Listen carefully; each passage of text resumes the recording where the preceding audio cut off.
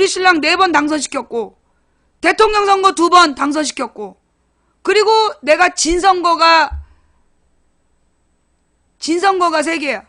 2개인가 3개야. 하나가 김근태 의원 진 거. 그 다음에 또 하나가 옛날에 무슨 구의원 비례대표 도와줬던 거. 또 한 번이 구의원 비례대표 이명박 때였나? 2007년에 구의원 도와준 거. 그거 3번 지고 나머지는 내가 10번을 이긴 사람이야. 어떻게 하면 선거를 이기는지, 나는 2007년에 저기를 안 했어. 정동영 선거운동 안 했어. 2007년에 내가 구의원 비례대표, 그러니까 구의원 보궐선거를 도와줬지, 내가 안 했다고. 아예 정동영 운동 일부러 안 했어. 내가 일부러 그 사람 돕겠다 그러고 대선 선거운동 안 했어. 정동영은 내가 못 도와주겠더라고. 부끄러워서.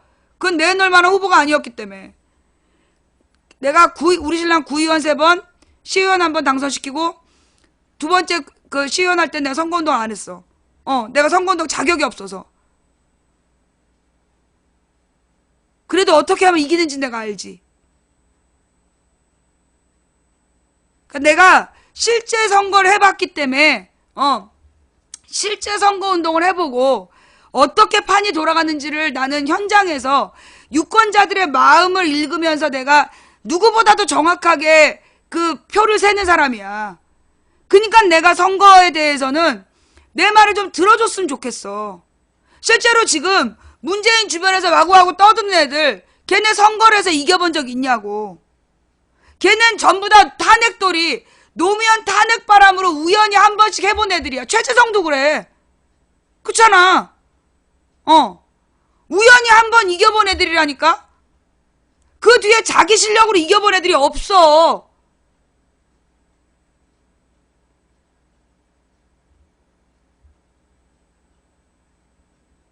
정봉주도 한 번 이겨봤어, 탄핵으로. 올해 선거운동도 한 것도 아니고 갑자기 노원에 인구가 많아갖고 하나가 갑자기 늘어났어. 갑자기 늘어난 거 그거 하나를 탄핵 바람으로 걔가 당선된 거였지. 진짜 무슨 선거운동을 꾸준히 하고 실력 밟아서 된 게 아니라니까.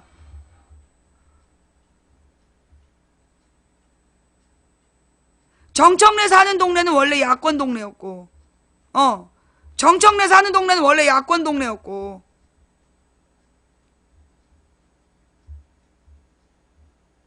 정청래가 2008년에 국회의원 안 됐잖아.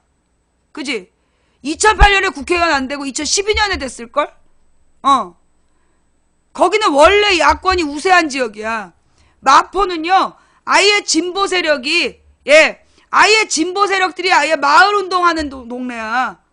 그러니까 된 거였지. 거기 손혜원도 되는 동네잖아. 그러니까 실제로 자기네들이 막 더 웃긴 건 도봉이 더 어려워요. 도봉 같은 데가요, 한나라당 지지율이, 그러니까 새누리당 지지율이 야당 지지율보다 높게 나오는 동네야. 거기서 김근태가 3번 당선됐어. 인재근이 1번 당선되고. 거기서 우리 신랑이 4번 당선된 거야. 새누리당 지지세가 센 동네에서 야권 후보를 내가 8번 당선시켰다니까. 물론 나 혼자 당선시킨 건 아니지만, 그래서 내가 어떻게 하면 새누리당 지지하는 사람들의 정서를 끌어올지를 나는 그래서 아는 거야.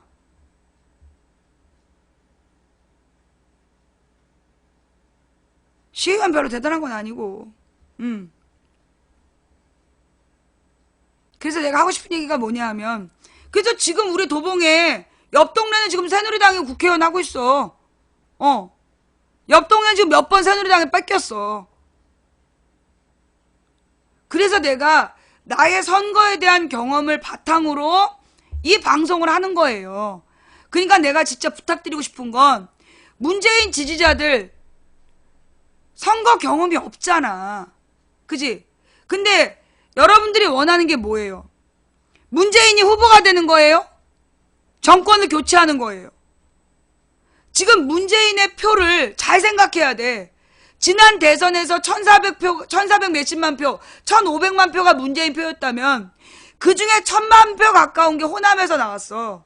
그런데 그 호남에서 나왔던 표 중에 700만 표가 돌아섰다고. 무슨 일이 있어도 문재인에게는 안 온다는 거야. 문재인에게 무조건 안 오겠다는 거야. 그거는 화상을 입었기 때문이야. 그 마음에 너무 큰 상처를 입었기 때문에 이거는 문재인이 사라지기 전에 안 풀려. 그걸 우리가 인지하고 그 700만 표 없이 우리가 그러면 대선을 바꿀 수 있느냐?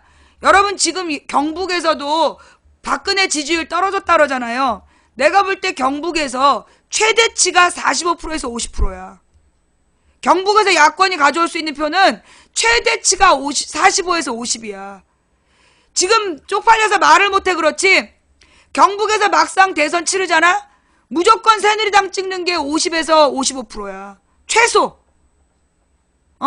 최소 50에서 55%야. 그걸 인정해야 돼요. 영남에서도 도시, 그러니까 그 뭐라 그러나 창원, 마산, 울산 요런 대도시에서는 야권이 이길 수 있어. 근데 그 무슨 섬 지역하고 일반 농촌에서는 택도 없어. 이기기 어려워. 그래서 그걸 정확하게 표를 계산을 해야 되는 거야. 그러니까 우리가 호남표 700만 표를 버리고는요. 죽었다 깨나도 대선 못 이겨요.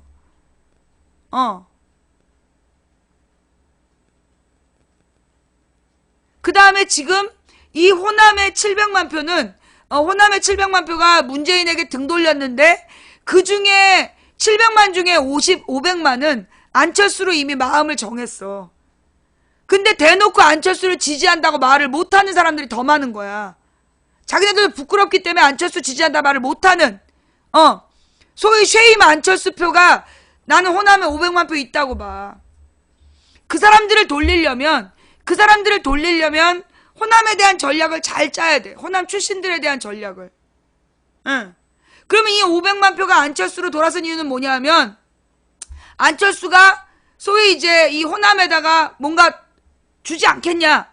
이걸 지금 기대하면서 안철수를 지지하는 거란 말이야. 그렇다면 이 호남을 설득하려면 나머지 지역을 전체적으로 이길 수 있는 사람을 가지고 호남이 만약에 안철수를 간다 그러면 여기만 다시 고립된다. 그러면 아무것도 떡고물도 없다. 콩고물 없다. 그 부분을 만들어줘야 되는 거야. 그래서 선거 전략을 잘 짜야 돼요.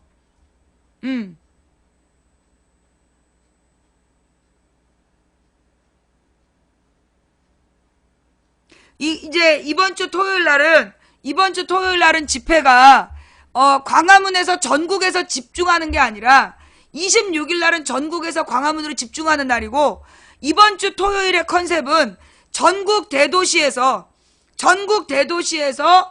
전국 방방곡곡 촛불 들기 이게 컨셉이래요. 예. 이번 주 토요일 19일 날은 수도권은 광화문으로 모이고 나머지 전국적으로 전국 동시다발 집회를 하는 게 이번 주의 컨셉인 거야. 그래서 이번 주말은 그렇게 동시다발 집회다라는 거 그거를 이해하셔야 될 것 같고요. 예. 그리고 26일이 다시 전국 집회, 전국 집중 집회, 라는 거. 그리고 지금 이제 박근혜 쪽에서 지금 이제 어저께 반격을 시작했다고 좀 막 떠들고 있잖아. 갑자기 친박 애들이 막 이제 뭉쳐갖고 떠들고 있어. 그 떠드는 이유가 뭐냐 하면 박근혜를 법적으로 처벌하기 애매하다라고 판단했다는 거야. 박근혜 쪽에서 자기네들을 그 법적으로 처벌하기 어렵다라는 판단을 했대. 그리고 또 하나는 뭐냐면 탄핵을 유도하는 게 현재 상황에서는 유리하다라고 봤다는 거야. 그래서 지금 이제 막 나가고 있는 그런 상황이다. 그런데 과연 정말 박근혜가 법적으로 처벌받기 어렵냐? 아니다.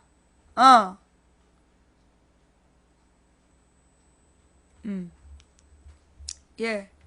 박근혜가 지금 이제 그 박근혜를 법적으로 처벌하기 어렵다라고 주장했다는데 사실 이거는 뭐에 대한 판단을 못한 거냐면 정호성의 전화기에서 나온 녹취. 그러니까 전화기 녹음 파일하고 그 다음에 그 안머시기, 안종범의 수첩, 그 두 가지가 범죄 증거야. 명백한. 그러니까는 최순실 타블렛, 그 다음에 정호성 전화기에서 나온 녹음 파일, 그 다음에 안종범의 수첩, 이 세 가지가 박근혜가 국가기밀 누설했다라는 분명한 증거가 되는 거야. 예. 저게 뭐지?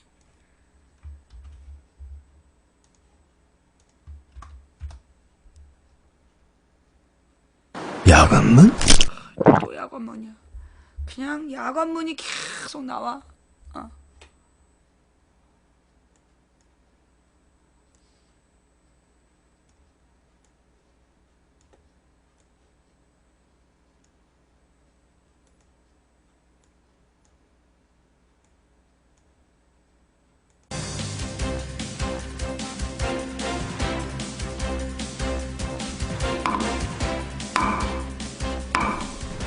그 대통령은 지난 그 9월과 2월에 그 미르와 K스포츠 재단의 출연금을 모집하기 위하여 기업 총수들을 독대한 사실이 있죠. 네, 독대했습니다. 네. 기업 총수들에게 민원이나 이런 걸 청탁을 해결해 준다는 명목으로 혹시 기부금을 받은 적이 있습니까? 아니요, 그렇지는 않고요. 그 민원, 이른바 민원을 듣고 민원을 접수한 다음에 그걸 해결해 주는 명목으로 그 대가로 금전을 뭐 받았거나 다른 사람에게 주라고 그렇게 명령한 적은 한 번도 없습니다. 안종범 전 수석의 말에 의하면 네. 당시에 그 대통령이 이 기부금 모집과 관련된 일이 잘 진행이 되지 않는다고 해서 역정을 내고 구체적이고 세세한 부분까지도 지시를 하면서 이 기부금 모집을 적극적으로 유도하게끔 했다고 하는데 그것은 지금 대통령이 말씀하시는 것과 같이 일반적인 의미에서 뭐 선의로 기금을 모집한 것하고는 좀 성격이 다른 거 아닙니까? 아니요, 물론 뭐 그렇게 의심하는 것도 일리는 있습니다만 사실은 그 대통령이 지시한 일이 잘 되지 않으면 질책할 수 있죠. 대통령이 질책을 했다 해가지고 그게 분명히 뭐 뇌물이다, 뭐 분명히 뭐 잘못된 그런 그 부정한 돈이다, 뭐 이렇게 단정할 수는 없는 거 아니겠습니까? 조원동 전 수석이 그 이미경 CJ 그룹의 부회장에 대하여 전화 통화했던 녹취록에 의하면 대통령이 이미경의 부회장 자리에 사임을 요구를 하였고 만약에 사임하지 않으면 수사까지 들어갈 수 있다라고 하는 식으로 협박한 사실이 나타나는데 나왔죠. 어떻습니까? 그거를 대통령이 했나요? 누가 했죠? 조원동 전 경제수석이 했다고 지금 이제 그 추정이 되는 건데 만약 했다면 예. 그렇다면 조원동 전 경제수석에게 대통령이 지시를 했냐? 그렇게 하라고 시켰냐? 물증이 있느냐? 네, 이 부분에 대해서는 지금 전혀 아무런 근거가 없거든요. 단순히 정치적으로 청와대에서 일하는 고위 공무원이 그런 일을 했다면은 그 공무원이 처벌받으면 됩니다. 이게 과연 대통령까지 올라갈 수 있는 근거가 뭔지 모르겠어요. 조원동 수석이 그 대통령의 뜻이다라고 분명히 말했어요. 녹취록에 보면은 그건 어떻게 설명하시겠습니까? 그 조원동 수석의 말이죠. 그렇다면은 조원동 수석이 대통령이 시켜서 한 것인지 아니면 다른 사람이 지시를 받았거나 최순실 씨 등 그렇지 않으면 조원동 수석 개인적인 판단에 의해서 했다. 여러 가지 가능성이 있는데 이걸 기소를 하고 나중에 이제 그 임기 끝나고 형사처벌하기 위해서는 대통령에 대한 형사처벌할 근거가 필요한데 이 부분은 없지 않습니까? 대통령께서는 지난번 대국민 담화에서 연설문을 최순실 씨에게 보여주고 의견을 들어라라는 말을 했다는 것을 인정하셨지 않습니까? 예. 네. 그런데 현재 그 최순실 씨가 사용했다고 하는 그 태블릿 PC에 의하면 연설문뿐만 아니라 각종 외교 문서라든가 뭐 북한 관련된 보고서라든가 이런 여러 가지 중요한 그 국가상 기밀에 해당하는 문서들이 다수 들어있는 것으로 나오는데요. 이 부분에 대한 유출은 어떻게 된 겁니까? 일단 대통령이 유출했나요? 유출한 사람이 누군지를 밝혀서 유출한 사람을 처벌하면 됩니다. 정호성 비서관의 그 핸드폰을 우리가 압수해서 분석을 해보니까 그 휴대폰에는 대통령의 육성으로 최순실 씨에게 의견을 들어라라고 하는 내용의 말이 있었고요. 대통령이 최순실 씨에게 컨펌 받았느냐라고 물어보는 그런 내용도 있었습니다. 맞아요. 이런 정황을 살펴보았을 때는 대통령이 연설문뿐만 아니라 최순실 씨에게 갔던 여러 가지 문서들을 전반적으로 유출하도록 지시한 것으로 보이는데 어떻습니까? 아직 그런 진술도 나오지 않았고요. 그 대통령이 지시했다는 거는 또 하나 나누어 봐야 됩니다. 왜냐하면 지금 법적인 부분이기 때문에 법적으로 문제가 되는 거는 형법 또는 그 관련된 그 특별 법령에 범죄로 규정되어 있는 거를 따지는 거잖아요. 예를 들어서 어제 내 의상, 내일 입을 내 의상, 네. 그거 최순실 씨한테 컨펌 받아서 이런 문제 안 되는 거예요? 오늘 뭐 잘 만들어졌어? 뭐 오방색 잘 들어갔어? 뭐 이런 거 물어볼 수 있는 거잖아요. 그거는 범죄는 법적으로 볼 아니고요. 수가 없다? 다만 범죄가 되려면은 공무상 비밀 누설죄, 예. 박근혜 대통령이 직접 누설했거나 아니면 이러한 그 비밀 누설 행위 등에 대해서 대통령이 시켰어야 되는데 그런 증거가 있는지 모르겠습니다. 그럼 대통령이 그냥 나는 무조건 모릅니다. 이러면 이거 굉장히 모르쇠를 일관하게 되면 사실 그에 상응하는 객관적 증거를 제시하지 않는 이상은 입증이 어렵다고 봐야 되는데 안종범이니 최순실이니 안봉근이니 정호성이 이런 분들이 모든 것을 대통령의 지시에 따랐다라고 말을 하는 겁니다.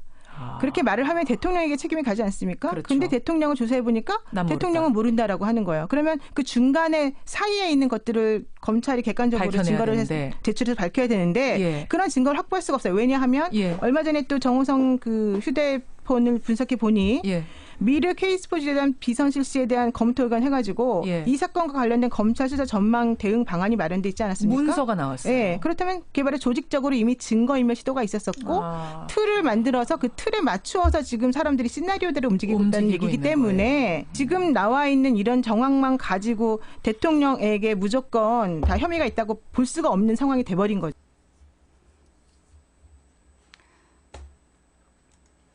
이게 그 박근혜 측에서 당당해질 수 있었던 계기가 지금 이제 자기네들을 법적으로 자기가 책임지지 않아도 된다라고 본 거야. 그런데 중요한 건 뭐냐면 안종범의 수첩에 아주 자세한 내용이 나와 있고 그 다음에 정호성의 전화 녹음 파일에도 박근혜 범죄 증거가 충분하다라고 지금 본다는 거야.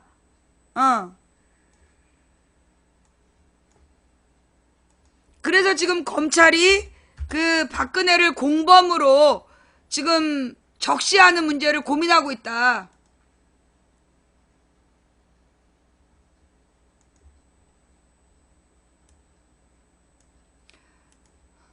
검찰 박 대통령 공무상 비밀 누설 공범 적시를 검토하고 있다.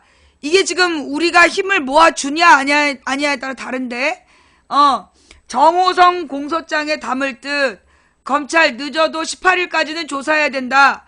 대통령이 최순실 의혹의 중심이다. 정유라 국내 송환을 검토 중이다. 자, 무슨 얘기일까요?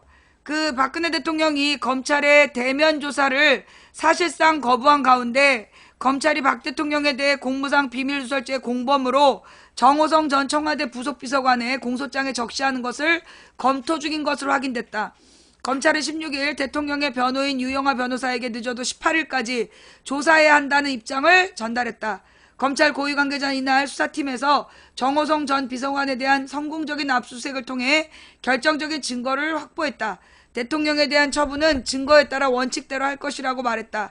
이 사건을 수사 중인 특별수사본부는 정 전 비서관의 휴대전화에서 박 대통령이 보낸 최 씨에게 최 선생에게 문서를 보내서 확인받으라는 취지의 문자 메시지를 확보한 것으로 알려졌다. 그러니까 이 말은 정호성한테 최순실한테 문서를 보내서 컨펌을 받으라 라고 지시한 문자야. 이게 확보가 됐어. 박 대통령은 지난달 25일 대국민 1차 사과 때 취임 후에도 일정 기간 자료에 대해서 의견을 들은 적이 있다고 밝힌 바 있다. 검찰은 이날 박 대통령의 사실상 피의자임을 강조했다. 검찰 관계자는 대통령이 참고인인 피의자인지 대통령 조사에서 중요하지 않다고 말했다. 특본 관계자도 이날 박 대통령이 최순실과 관련된 각종 의혹의 중심에 섰고 비난과 지탄을 한몸에 맞는 입장이 된 것이 사실이라고 말했다. 그러면서 그는 대통령이 국민이 선거로 뽑은 헌법상 기관이며 물러나기 전에는 국가원수이고 행정부 수반이라고 말해 강제조사는 않을 방침을 내비쳤다. 이 관계자는 박 대통령이 수사 도중 피의자를 바뀔 수 있냐는 기자들의 질문에 조사 전에 말할 수 없다고 답했다. 검찰은 독일에 머물고 있는 것으로 알려진 정유라에 대해서도 국내 송환을 검토하고 있다. 그런데요, 조금 아까 들어온 기사에 의하면, 좀 전에 들어온 기사에 의하면 청와대에서 조사 받겠다. 그래서 지금 18일, 19일 중으로 지금 조율 들어갔다. 그런 기사가 있지 않았어요? 예.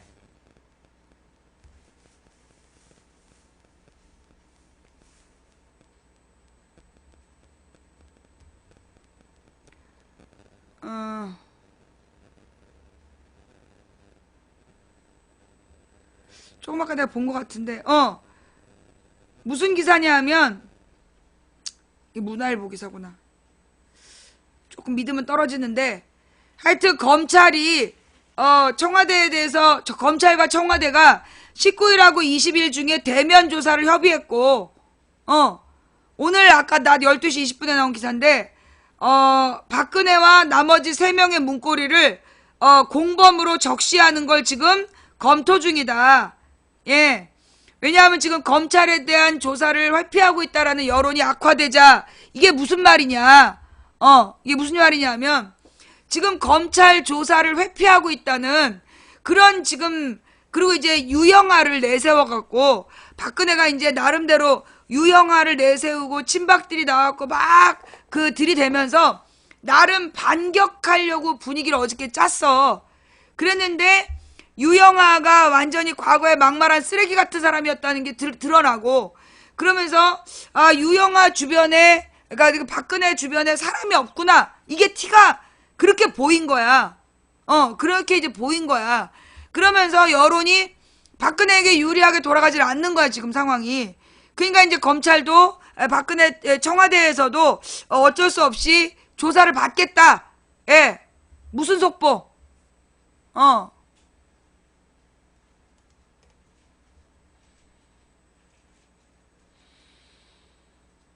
어떤 속보예요?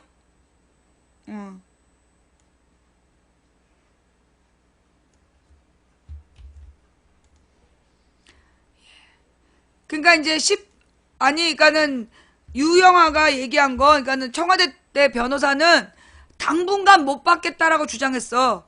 근데 이번 주말에 받아야 된다. 이렇게 지금 입장이 선회되고 있다고. 그러니까 청와대가 지금 언제까지든 검찰 조사를 막 미루려고 그랬거든. 미루려고 그랬는데, 내가 잘못한 거예요? 이번 주 조사 안 받는다고 속보 떴다고요? 아니, 그러면은, 잠깐만. 검찰 최순실 안종범에게 제3자 뇌물죄 적용 급선회. 결정적 증거 있다. 내부에서는 대통령 공모 포함 의견이 나왔다. 녹음 파일 등 문건 유출 정호성과는 공모관계 분명해졌다. 이거 말고 어떤 속보인데? 속보가 떴어요라고 얘기하지 말고 속보 내용이 뭔지 갖고 와봐. 주말에는 물리적으로 어렵다. 그 내용 기사 좀 갖고 와봐. 이 기사예요? 여기에 물리적으로 주말에 어렵다는 내용이야?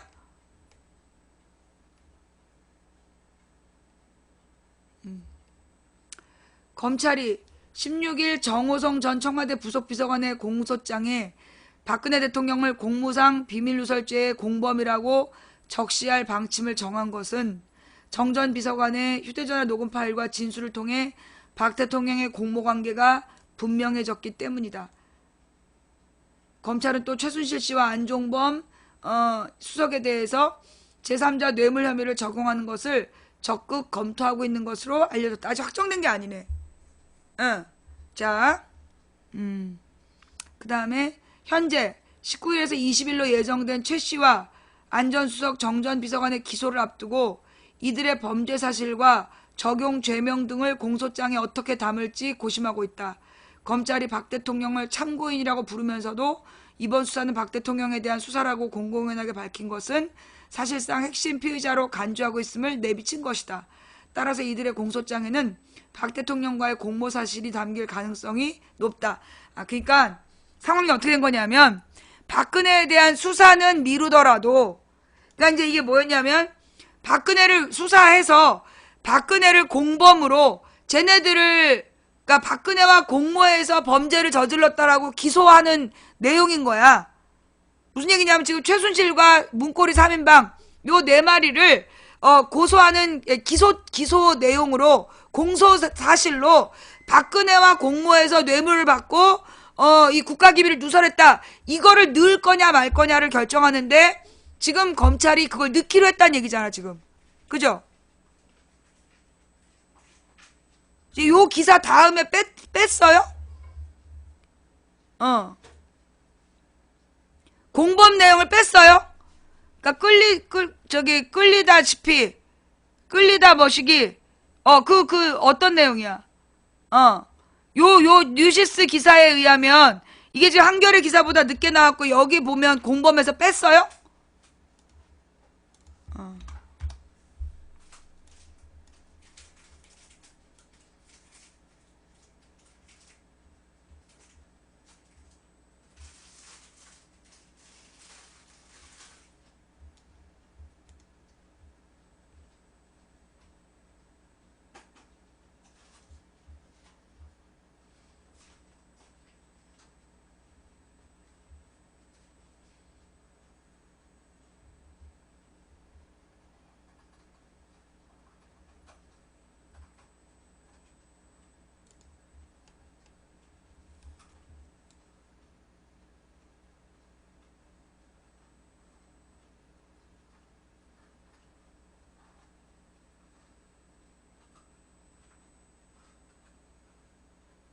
뺐단 얘기는 어딨어? 공범을 뺐단 얘기는. 지금 아직 유보하고 있단 얘기잖아. 뺐단 게 아니잖아. 뺐단 얘기 어디에 있어? JTBC에서 나왔어요? JTBC에서 잠깐만 1시간 전쯤 속보해서 물리적으로 불가능. 지금은 18일 조사로 종합. 자, 여러분. 지금 이제 분위기가 막 그 실시간으로 바뀌고 있는 거야. 그러니까 지금 이제 최종적으로 어떻게 되는지 모르겠는데, 그러니까 왜 그러냐면 지금 이게 검찰하고 박근혜하고 그러니까 기싸움 하는 거야 지금. 그러니까 정확하게 따지면 이명박 쪽 검찰, 그러니까 이 검찰이 지금 이명박 쪽이 장악을 한 거야. 검찰이 이명박 쪽이 지금 장악을 했고, 박근혜 쪽, 그러니까 우병우와 박근혜 쪽에서 지금 문제는 우병우는 거의 안 나오고 있잖아. 그지? 우병우는 지금 안 나오고 있는 걸로 봐서 지금 이제 우병우 쪽 검찰, 박근혜 우병우 쪽 검찰하고 이명박 쪽 검찰하고 막 지금 이제 기싸움을 지금 하는 중이야. 그래갖고 조사를 한다 못한다 지금 막 설왕설래가 지금 되고 있는 중이다. 그죠? 그리고 아까 공범은 빼기로 했다. 지금 공범을 빼기로 한 걸로 확정된 거 아니야? 오늘이 지금 이제 목요일이고, 그죠? 오늘이 목요일이고 지금 공범을 빼기로 했다라고 확정한 게 아니야. 지금 아주 치열한 그 눈치 싸움 중이야. 예. 지금 아주 치열한 눈치 싸움 중이고, 아직 그 뭐라 그러나 공범에서 뺀다라는 건 확정된 게 아니에요. 그러니까 지금 이 사람들이 계속 여러 기사에서 하고 있는 얘기가 뭐냐면, 박근혜를 조사 못해도, 박근혜를 조사하지 않아도 그 최순실과 3인방에게 중죄를 때리겠다라고 지금 이제 검찰에서 발표를 한 거야. 검찰에서 지금 발표를 하고 있는 거고, 국민 여론이 거기에 동조하느냐 안 하느냐를 지금 눈치를 보고 있는 중이야. 예. 그 특검법은 아직 통과 안 됐잖아요.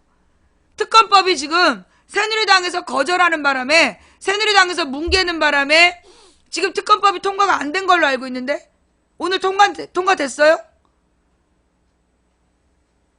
그러니까 특검법을 여야가 합의해갖고 발의를 했단 말이야. 발의를 했는데 법사위 통과했어요? 오, 언제 통과했어? 아까 내가 방송 시작할 때까지만 해도 안 됐었는데, 야, 이 생방송 중에 막 모든 일이 진행이 되는구나. 아까 3시에 통과됐네. 최순실 특검법 법사위 통과, 여야 진동 끝절이, 당일 국회 본회의 의결할 듯, 오케이. 여야 원내 지도부 간에 합의를 이뤄놓고, 권선동 위원장이, 반대에 발목이 잡혀 있었던 특검법이 통과했다. 2시 57분, 박근혜 정부의 최순실 등 민간인에 의한 국정농단 의혹 사건 규명을 위한 특별법, 가결됐음을 선포한다. 특검법은 이날 본회의에 상정 의결될 거다. 이건 또 어떤 의미냐? 이게 어떤 의미냐면 지금, 그러니까 어제 상황이 되게 중요한 거야. 어제 그 부산 LCT 사건을 박근혜가 던졌잖아. 던지면서 어떤 역전의 기회를 삼으려고 했던 거야. 그래서 친박계가 다 나와가지고 막 박근혜 편을 들고, 그러니까 국회에서도 법사위가 요거를 이 특검법을 통과시킬까 말까 망설인 거야 어제. 근데 오늘 아침에 문재인이가 확 고소한다고 해버리면서 그쪽 길을 꺾어버린 거야. 그쪽 길을 꺾어버리니까 청와대도 조사 못 받는다고 어젯밤까지 그랬는데 오늘 조사 받는 걸로 지금 입장이 선회되고 있는 거고, 검찰도 어저께까지는 뭐 이렇게 범죄 공범이다 이렇게 적시를 할까 말까 망설이는 분위기였는데, 지금 새누리당에서 저 특검법을 통과시켰다는 얘기는 새누리당도 정리됐다는 얘기야. 다시 기운이, 왜냐하면 이게 만약에 이 새누리당에서 이걸 특검법을 지네가 여야 합의해놓고 법사위에서 이 권성동이 막았다. 권성동 이제 지는 아웃이잖아. 그러니까 이게 지금 다시 우리 쪽 기운이 저쪽 기운을 다시 뒤집어 엎어버린 그런 상황이다. 지금 이제 국민들의 눈치가, 국민들의 어떤 분위기가 박근혜의 마지막 반격을 다시 정리했다. 예. 그 다음에 이제 지금 이제 특검 이야기로 넘어가면, 지금 이제 박지원하고 우상호가 최동욱을 특검으로 안 하기로 했다. 그런 얘기가 있어요? 그죠? 지금 박지원하고 우상호가 최동욱을 특검으로 추천하지 않기로 했다. 그런 기사가 뜬 걸로 나오는데,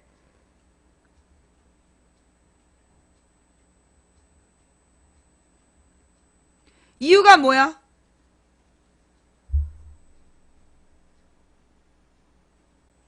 자, 오늘 3시 15분에 나온 기사인데요. 그러니까 우상호 원내대표가 자신과 박지원 국민의당 비대위원장은 최동욱 전 검찰총장을 특검으로 추천할 생각이 없다고 밝혔다. 우 원내대표는 이날 오후 국회에서 기자들과 만나서 정세균 국회의장과 여야 3당 원내대표 간 회동 때 새누리당 정진석 원내대표가 최동욱 같은 사람을 하려고 하냐고 물어서 자신과 박지원 비대위원장 모두 아니다라고 답했다. 그는 우리도 최 전 총장을 추천할 생각이 원래 없으며 특검을 정할 때 민주당, 국민의당 몫을 따로 올리는 게 아니라 국민의당이 추천했더라도 우리가 비토할 수 있다며 자꾸 최 전 총장 이야기가 나오니 새누리당 의원들이 감정이 상한 모양이라고 전했다. 그는 이어 박 비대위원장도 우리도 추천을 안 한다고 하더라라고 전하면서 정 원내대표에게 최 전 총장은 아니라고 확실히 해줬다라고 덧붙였다. 예. 근데 그 밑에 댓글이 정의당으로 갈아타라! 누굴까? 이런 댓글? 응. 근데 일단요, 최동욱 총장이 그 변호사 등록을 안 했어. 예. 변호사 등록을 안 했어. 그래서 지금 특검법에 변호사로 등록한 사람만 될 수 있는 거야. 예. 그러니까 지금 최동욱 총장이 여기저기 돌아다니면서, 그러니까 JTBC나 저기 CBS에 나와서 자기에게 맡겨진다라면 소임을 다하겠다라고 얘기를 했는데, 그 말을 하려면 변호사 등록부터 해야 되는 거야. 제의가 오면 등록을 바로 한다. 그러니까 현재 그냥 변호사 등록이 안 된 상태인데 먼저 특검으로 제안을 하면 등록하겠다. 그게 선후 과정이 안 된다니까. 변호사가 아닌 사람한테 특검을 신청할 수가 없지. 제안할 수가 없지. 그러니까 일단 지금 변호사로 등록을 해야 특검 제안을 할 수가 있고요. 그 다음에 문제는 뭐냐면 최동욱 총장이 특검을 하면 벌써 이제 이 종편에서 MBN이나 이런 종편에서 박근혜와 그 최순실의 범죄가 아니라 최동욱 총장 개인에 대한 신상 문제로 준비를 해놓고 있는 것 같다는 거지. 지난번에 내가 최동욱이 저기 하면 되지 라고 얘기한 다음날 MBN에서 최동욱 특집을 했어. 그러면서 최동욱에 대해서 막 욕하는 방송을 했어요. 그거 알아요? 그게 뭐냐면 지금 이제 최동욱을 검찰총장으로 특검으로 이제 신청하면 그날부터 이제 주제는 최동욱에 대한 공격으로 들어가는 거야. MBN에서 최동욱 특집을 하면서 최동욱에 대해서 되게 안 좋게 얘기를 한 거야. 그러니까 이건 뭐냐 하면 결국은 이게 박근혜하고 최순실을 수사하는 특검인데 지금 종편의 다음 메뉴는 이 누구를 최동욱에 대한 사생활 비판을 하면서 또 물타기를 한다는 거지. 물타기를 해서 최동욱을 도리어 난도질을 하고 박근혜하고 최순실 도망갈 구명을 만들어주는 그런 꼬라지가 될 수 있다는 거지.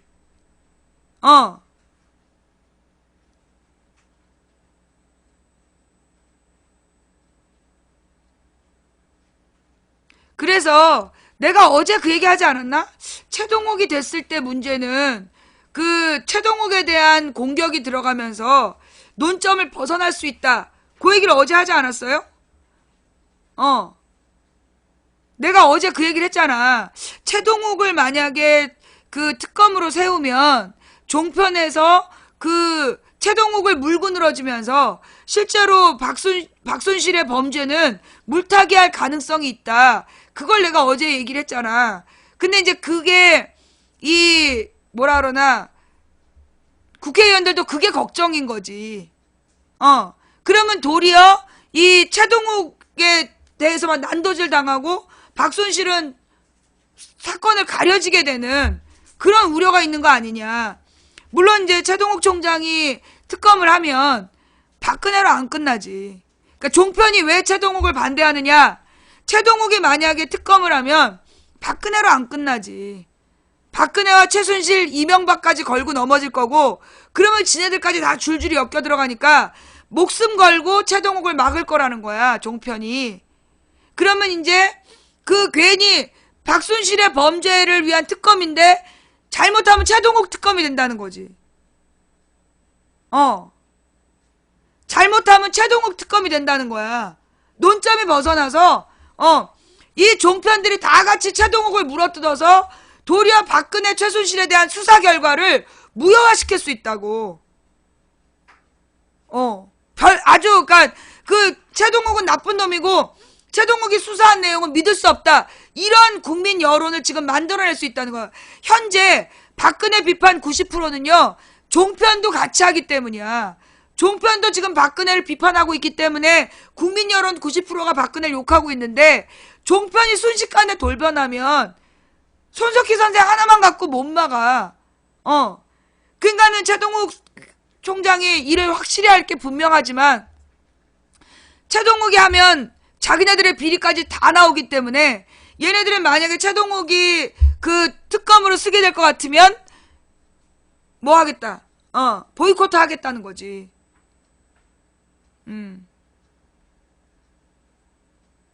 이게 종편이라서 그래. 종편. 이 종편이 그 엄청나게 많은 브라운관에 동시에 떠들고 있잖아. 그러니까 그 상황을 지금 감안한 거다. 무엇보다 그 최동욱 총장을 딱 세우면 우리가 볼 때는 시원하지. 우리가 볼 때는 최동욱을 세워야 시원한데 그랬을 때 박근혜에 대한 동정 여론이 생길 수도 있어. 저거는 최동욱이 복수하는 거다. 그러면서 동정 여론이 생길 수도 있어. 내가 그게 고민이 되더라고. 나도 뭐 특검을 맨 처음에 내가 최동욱 얘기를 내가 제일 먼저 했어요. 왜 했냐면 지금 뭐 특검이 되겠냐. 특검을 한다고 그러면 특검을 누가 하겠냐. 누가 그러는 거야. 왜 없어. 최동욱 같은 사람이 하면 되지. 라고 얘기해서 나온 거야. 그러니까 그 당시에는 내가 특검을 왜 못하냐. 특검할 수 있다는 얘기를 하는 과정에서 최동욱이 나왔는데 그리고 난 다음에 박지원이 최동욱을 얘기하는 거야. 그래서 내가 딱 왜 박지원이 최동욱을 얘기할까? 그래서 생각해봤지. 만약 최동욱이 그 특검을 하게 되면 어떤 문제가 생길까? 첫째, 종편에서 최동욱이면 자기네들의 모든 범죄를 다 털 거기 때문에 완강하게 저항하겠구나. 그러면 전선을 흐리겠구나. 그래서 원래 박근혜와 최순실 특검인데 최동욱 특검으로 분위기를 몰아갈 수 있겠구나. 그때도 이게 국정원 여직원의 범죄였는데 최동욱 혼외자 얘기로 돌려버렸잖아. 저 새끼들이. 이번에도 박근혜하고 최순실 수사 특검인데 잘못하면 최동욱만 난도질하고 최동욱 개인에 대한 막 문제점으로 몰아가겠구나. 그러면서 최동욱이 박근혜한테 복수한다. 그러면서 이 수사가 공정하지 않다라는 여론을 만들겠구나. 그런 고민이 들었어. 근데 내가 그 얘기를 솔직하게 못한 이유는 만약에 야당이 최동욱으로 밀었을 때 그때 그럴까봐. 만약에 지금 박지원이 최동욱을 하겠다. 그리고 만약에 우상호도 동의한다. 그러면 이제 최동욱이 특검으로 될 때를 대비해서 내가 말을 안 했는데 만약에 최동욱이 특검이 되면 그렇게 될 가능성이 있었어요. 예. 우상호. 만약에 우상호랑 박지원이 동의해갖고 최동욱을 특검으로 밀면 그때 내가 그럴 가능성이 있으면 내가 괜히 최동욱이 특검하면 안 된다고 하면 안 되겠다 싶어서 내가 본격적으로 말을 안 하고 어저께 한마디만 한 거야. 그러면 물타기 하지 않을까. 그 얘기가 내가 이렇게 최동욱이 만약에 특검이 됐을 때 쟤네들이 가만히 있지 않을 거라는 생각이 들어서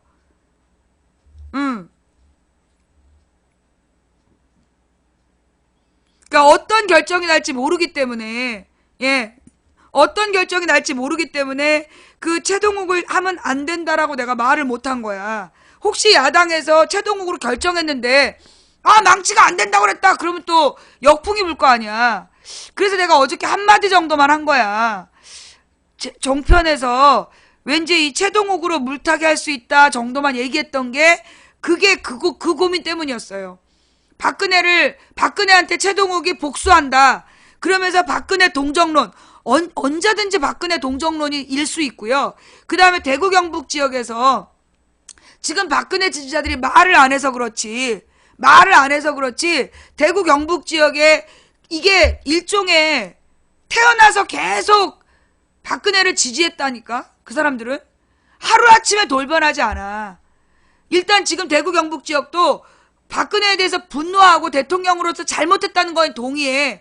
근데 마음속 깊은 곳에는 박근혜에 대한 동정심이 있어. 그래서 쟤네들이 어떻게든지 박근혜에 대한 동정 여론을 끌어내려고 박근혜가 외롭다는 얘기 한 거야. 박근혜가 그때 그 두 번째 담화문에서 첫 번째가 두 번째가 자기가 외로워서 의지했다는 얘기 있잖아. 그래서 누구하고도 의지하지 않겠다 그 얘기가 그런 심리를 알고 있어서 나온 말이라니까. 동정 여론을 언제든 만들려고 그 틈을 보여주면 안 되는 상황이야. 우리가 볼 때 최동욱이 가장 완벽하게 잘할 사람인데 만약에 최동욱을 특검을 시키면 이명박과 종편이 돌았을 거고 이명박과 종편이 돌아서서 최동욱을 공격하게 되면 박근혜 최순실은 덮일 수가 있는 상황이지. 이해가 돼요? 그게 내가 고민했던 부분이야.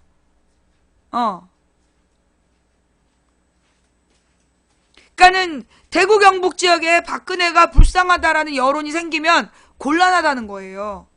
그래서 지금 국회의원들도 최동욱으로 하면 좋은데 말을 못하는 거지.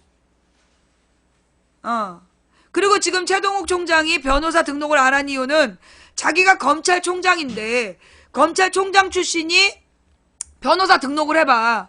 그러면 온갖 잡놈들이 돈을 싸들고 와가지고 전관예우 그거를 받으려고 그럴 거 아니야. 그 꼬라지 꼴배기 싫어갖고 변호사 등록을 안 하고 기다린 건데 지금 만약에 이게 그만큼 최동욱 총장은 그 공명정대한 사람이야. 이 사람이 만약에 특검을 하게 되면 이명박 박근혜 다 끝나. 그래서 나는 그 최동욱 검찰총장이 난 나중에 이명박 사자방을 맡아야 된다고 봐. 이명박 사자방. 이명박 사자방하고 세월호 특검을 맡겨야 된다고 봐. 그러면 내가 볼 때는 이 최동욱이 사자방과 세월호를 맡으면 나는 정말 다 찾아낼 것 같아. 지금 박근혜 최순실 게이트는 어떻게 보면 최동욱 총장을 쓰기에는 이미 너무 드러나 있는 내용들이야. 그러니까 내가 볼 때는 이 최동욱 총장은 사자방 비리하고 그 세월호 특검으로 아껴두는 게 낫지 않을까. 세월호하고 가령 지금 박순실 그거는 일단 이 최동욱 총장이 이해 당사자잖아. 박근혜한테 잘린 사람이기 때문에 복수한다라는 그 빌미가 될 수 있어. 박순실 게이트는. 그런데 세월호는 온 국민이 공감하는 문제잖아. 그리고 이 세월호는 박근혜가 적이 아니야. 사자방도 박근혜가 적이 아니고 이 세월호도 박근혜가 적이 아니야. 물론 우리는 박근혜를 찾아내기 위해서 세월호 특검을 하고 싶지만 근데 지금 박근혜 최순실 게이트는 직접적으로 박근혜가 주인공이고 박근혜를 최동욱이 수사한다 그러면 이건 누가 봐도 복수로 보이는 거야. 그럼 이 수사의 공정성이 의심받는다는 거지. 수사의 공정성이 의심받기 때문에 차라리 최동욱 총장은 세월호나 사자방을 위해서 아껴두는 게 낫다.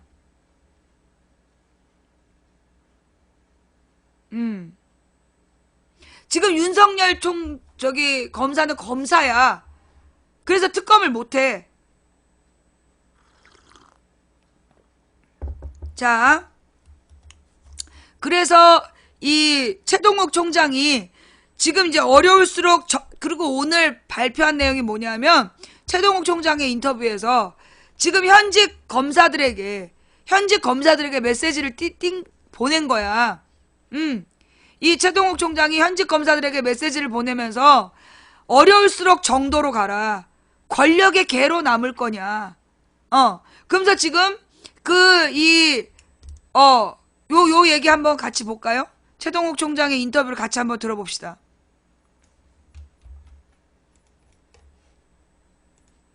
현직 검사들에게 메시지를 전하기 위해서 나는 나온 거 아닌가 삶의 싶어. 많은 순간에 다스프가 함께합니다. 일할 때에도, 즐길 때에도, 누군가를 만나는 순간에도. 광고를 또 한번 들어준 거죠. 예.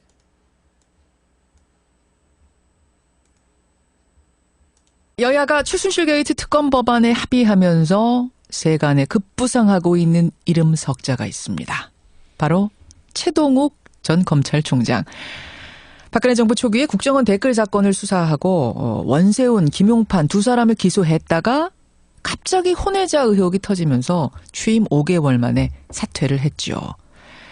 당시 청와대의 뜻에 따르지 않아서 보복을 당한 게 아니냐 이런 의혹이 많았는데요.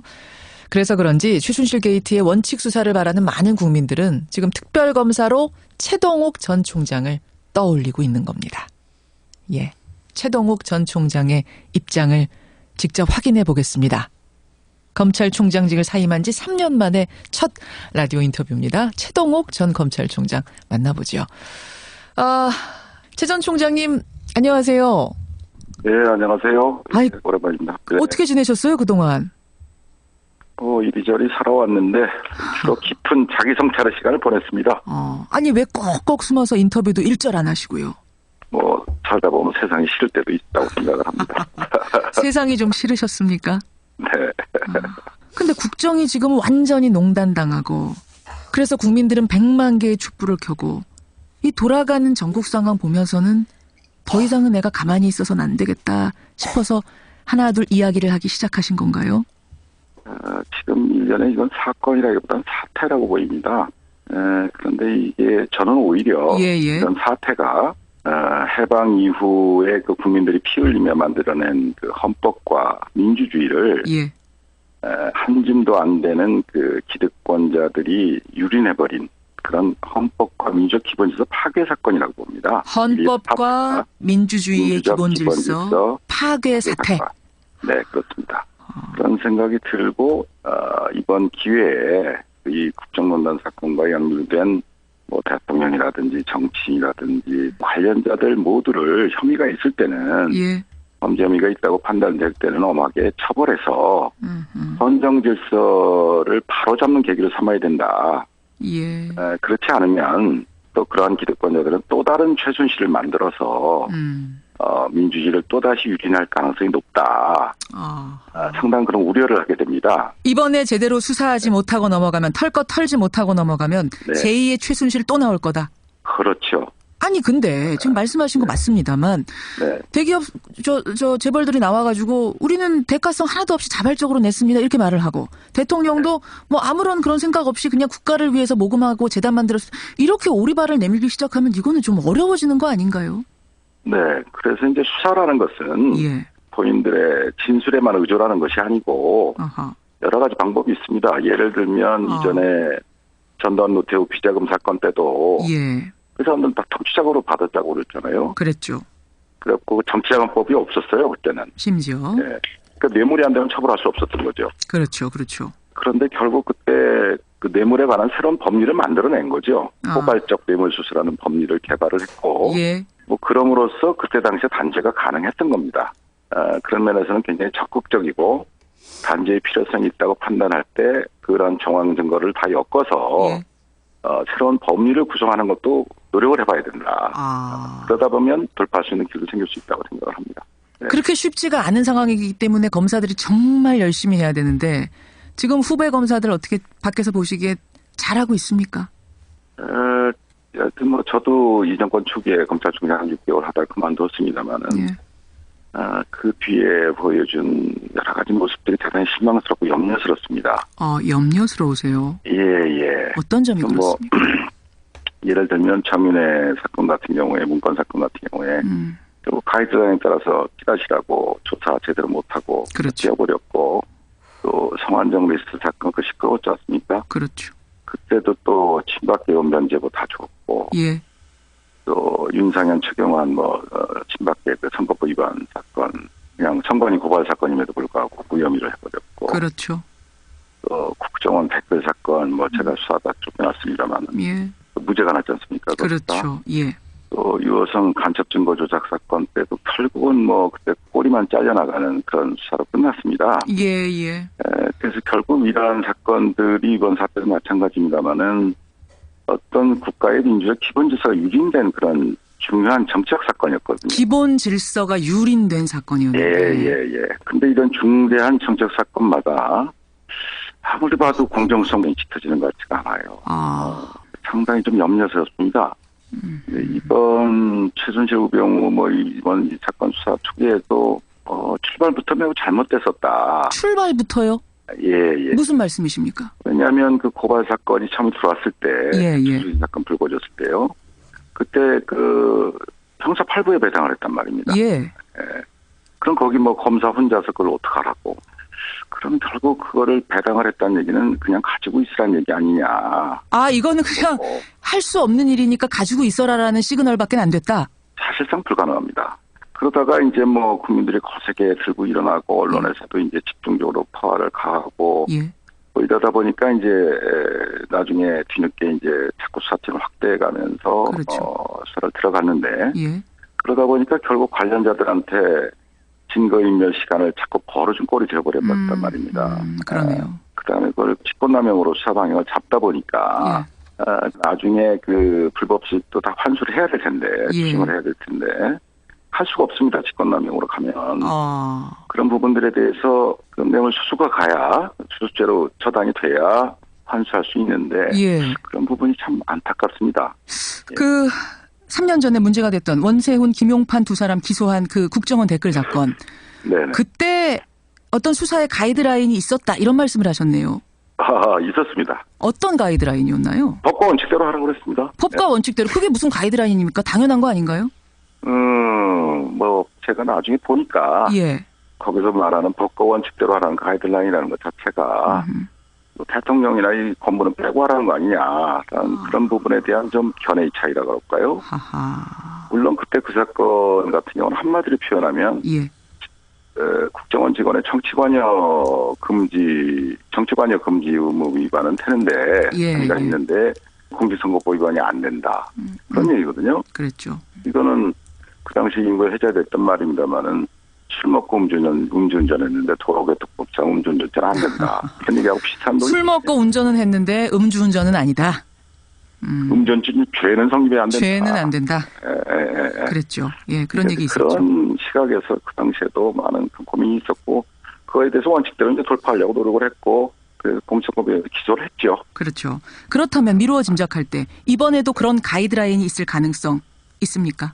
글쎄요. 그게 없지는 않을 겁니다. 없지는 않을 것이고 어떻게라도 그 사태를 최소화시켜서 수습을 하고자 하는 그건 어떻게 보면 정권이나 정부 차원에서는 당연한 노력일 수 있습니다. 예. 아니 가이드라인이 이번에도 없진 않을 거라고요.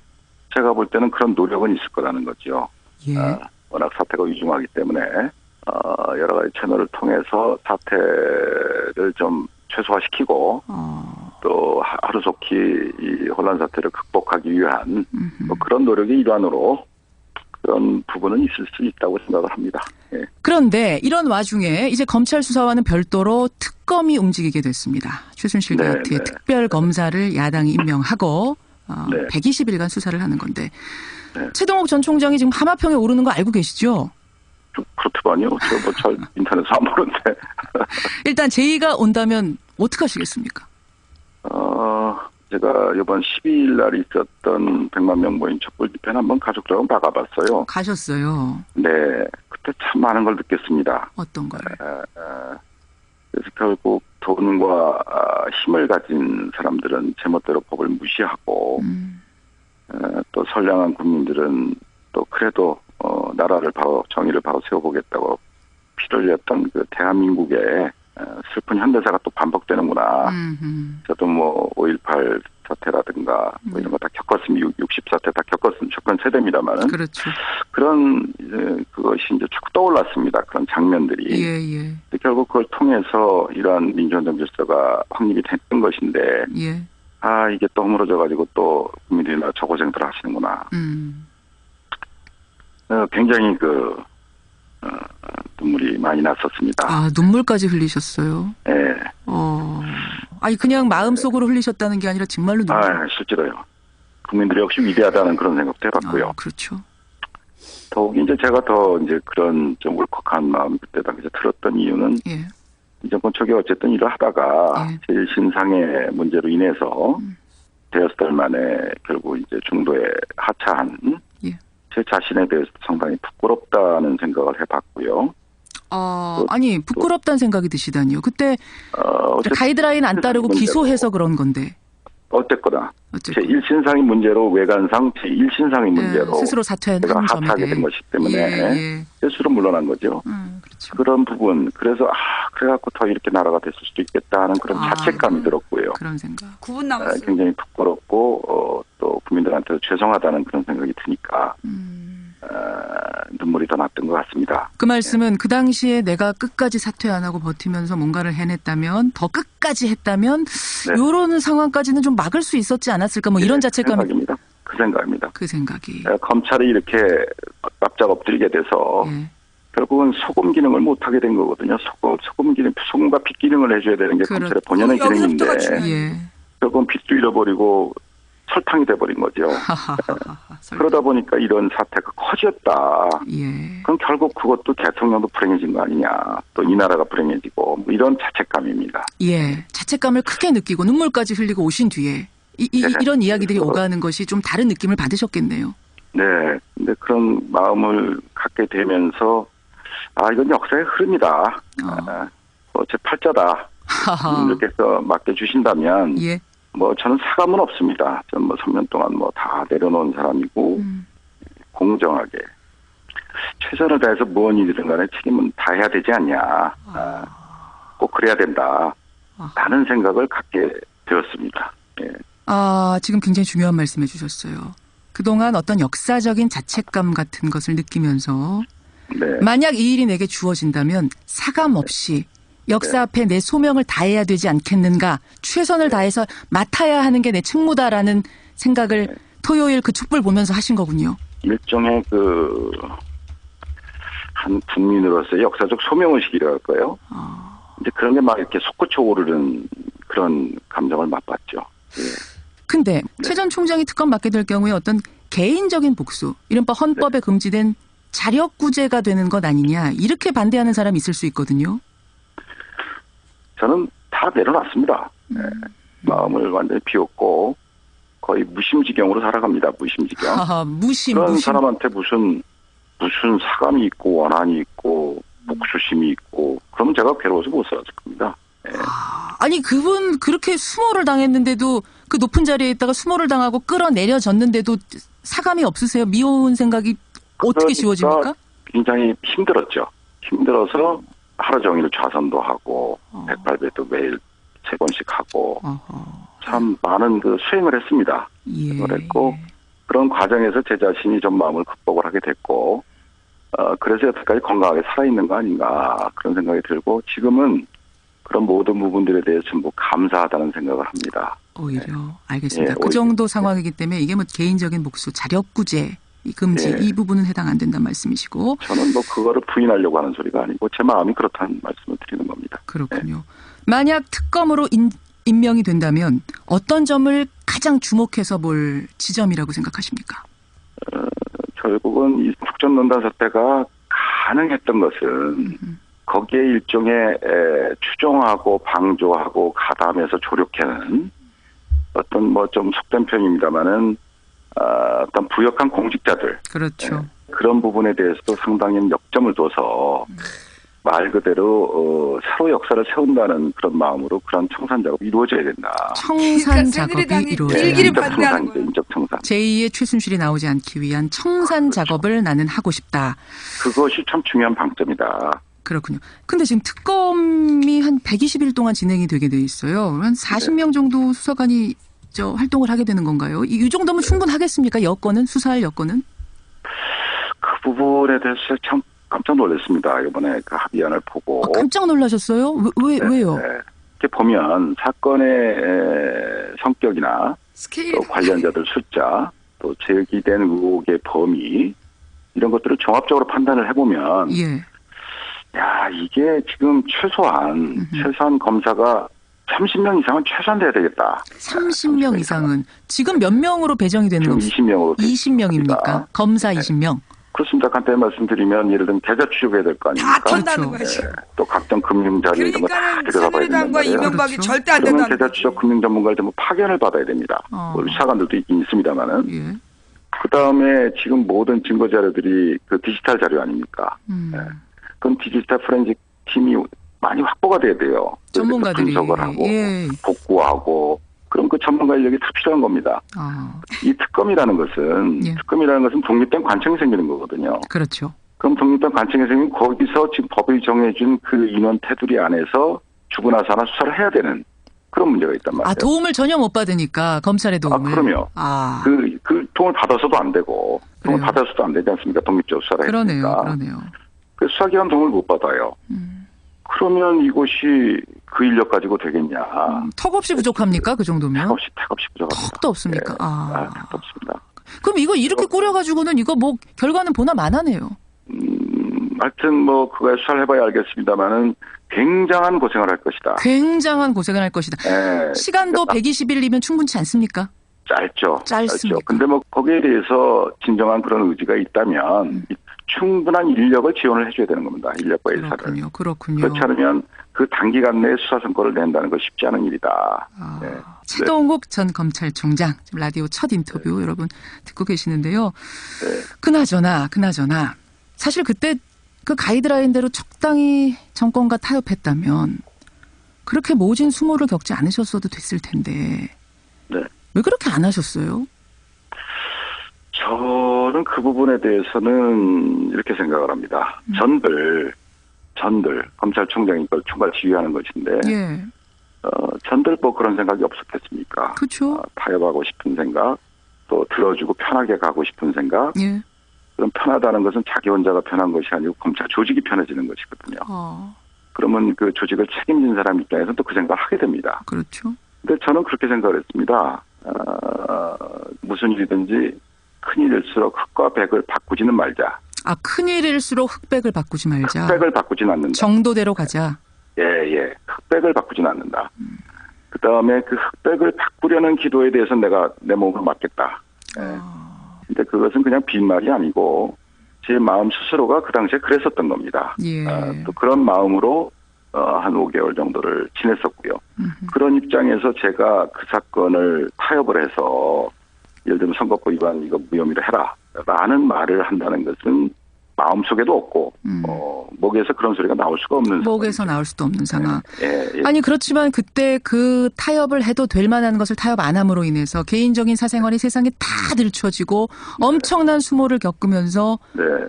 뭐 정말 3년간 세상에 없는 사람처럼 살아야 하는 이 상황이 됐어요. 네. 네. 근데도 다시 3년 전 그때로 돌아간다면 네. 똑같이 그거는 후회가 행동하시... 없습니다. 후회가 없습니다. 지금 그때 만약에 제가 타협을 했다면 예. 아마 저는 이 나라에 살기 어려울 것 같습니다. 무슨 말씀이세요? 그 부분을 제가 타협을 했기 때문에 예. 제대로 처리를 못했기 때문에 그 뒤에 이렇게 됐다는 비난의 화살이 저한테 다 왔을 거라고 봅니다. 네. 또다시 그러니까 지금 사람들과 똑같은 부역자 신세로 네, 딱 전락해서 부역자죠, 제가. 예. 제가 어떻게 살겠습니까? 그렇군요. 그래서 제가 후배들한테도 꼭 당부하고 싶은 말이 그런 말입니다. 여기. 이런 대형 권력 비리 사건 수사는 정치 권력 또 경제 권력 그런 권력자들과의 전쟁입니다. 전쟁. 예, 용기와 헌신이 없으면 집니다, 무조건. 또 위에서 시킨 대로 했다고 해서 검사 개개인의 직무유기가 용서되는 것 절대로 아닙니다. 예. 예, 이런 비상시국에서마저 또 검찰이 권력자들과 제대로 싸워서 정의를 세우지 못한다면 국민들은 또 길거리에서 피눈물을 흘려야 될 겁니다. 우리 이 검찰이 국민의 검찰로 남을 것인지 또는 권력의 개로 남을 것인지 결단해야 된다고 봅니다. 권력의 개가 될 것인지 예. 결단해야 된다 이거죠. 결단해야 된다. 각자가 마음속에서. 오늘 마지막 당부를 하고 싶은 말씀은 예. 어려울수록 정도를 가야 후회가 없다는 겁니다. 후회가 없다. 예. 이건 뭐 경험에 의한 말씀이네요. 네, 제 말입니다. 그렇죠. 어려울수록 정도로 가야 후회가 없다. 예. 그러려면 목숨 내놓고 수사해라. 목숨 내놓고 수사해라. 예. 믿습니다. 저는 아직까지 검찰을 그래. 사랑합니다. 예. 오늘 말씀 감사드리고요. 특히 저는 오늘 인터뷰를 후배 검사들이 하나도 빠뜨리지 않고 잘 들어주기를 가슴에 새겨주기를 네. 바랍니다. 제발 그랬으면 좋겠습니다. 예. 오늘 귀한 말씀 고맙습니다. 감사합니다. 예. 네. 최동욱 전 검찰총장이었습니다. 나는 이렇게 봐요. 지금 최동욱 총장이 이 특검으로 막 이름이 거론되니까 자기가 정말 특검을 하고 싶다라고 나온 거라기보다 지금 이 무너진 대한민국의 검찰들에게 메시지를 전하려고 나온 게 더 클 거다라는 생각이 들고, 이 최동욱이라는 사람이 누구냐 하면 소위 이제 김영삼 이후의 시대, 김영삼 이후 시대에 이 검찰 간부가 되면서 주로 이제 김현철, 김영삼 아들, 그 다음에 김대중 아들들, 동교동계, 이런 권력의 핵심들을 수사했던 사람이야. 그래서 아마 노무현 대통령 형도 수사했을걸? 그러니까는 이 윤석열, 최동욱 이 팀이 권력자의 가족들, 고위공직자, 재벌 비리, 뭐 이런 것들을 주로 수사했던 사람들이에요. 그래서 이제 검찰 중에서 공안팀이 있고 특수통이 있는데, 공안통은 맨 죄 없는 사람 간첩 만들었던 그런 거고, 이 특수통은 소위 이제 권력자들, 재벌이나 고위공직자들을 주로 털었던 사람들이야. 그러니까 그렇게 해서 굉장히 공정하게 나름 수사를 해왔고 성과들을 냈고, 그래서 이 사람이 이제 검찰총장이 되는 과정이, 이명박이 노무현 대통령을 죽이도록 검찰총장을 아주 쓰레기를 썼어.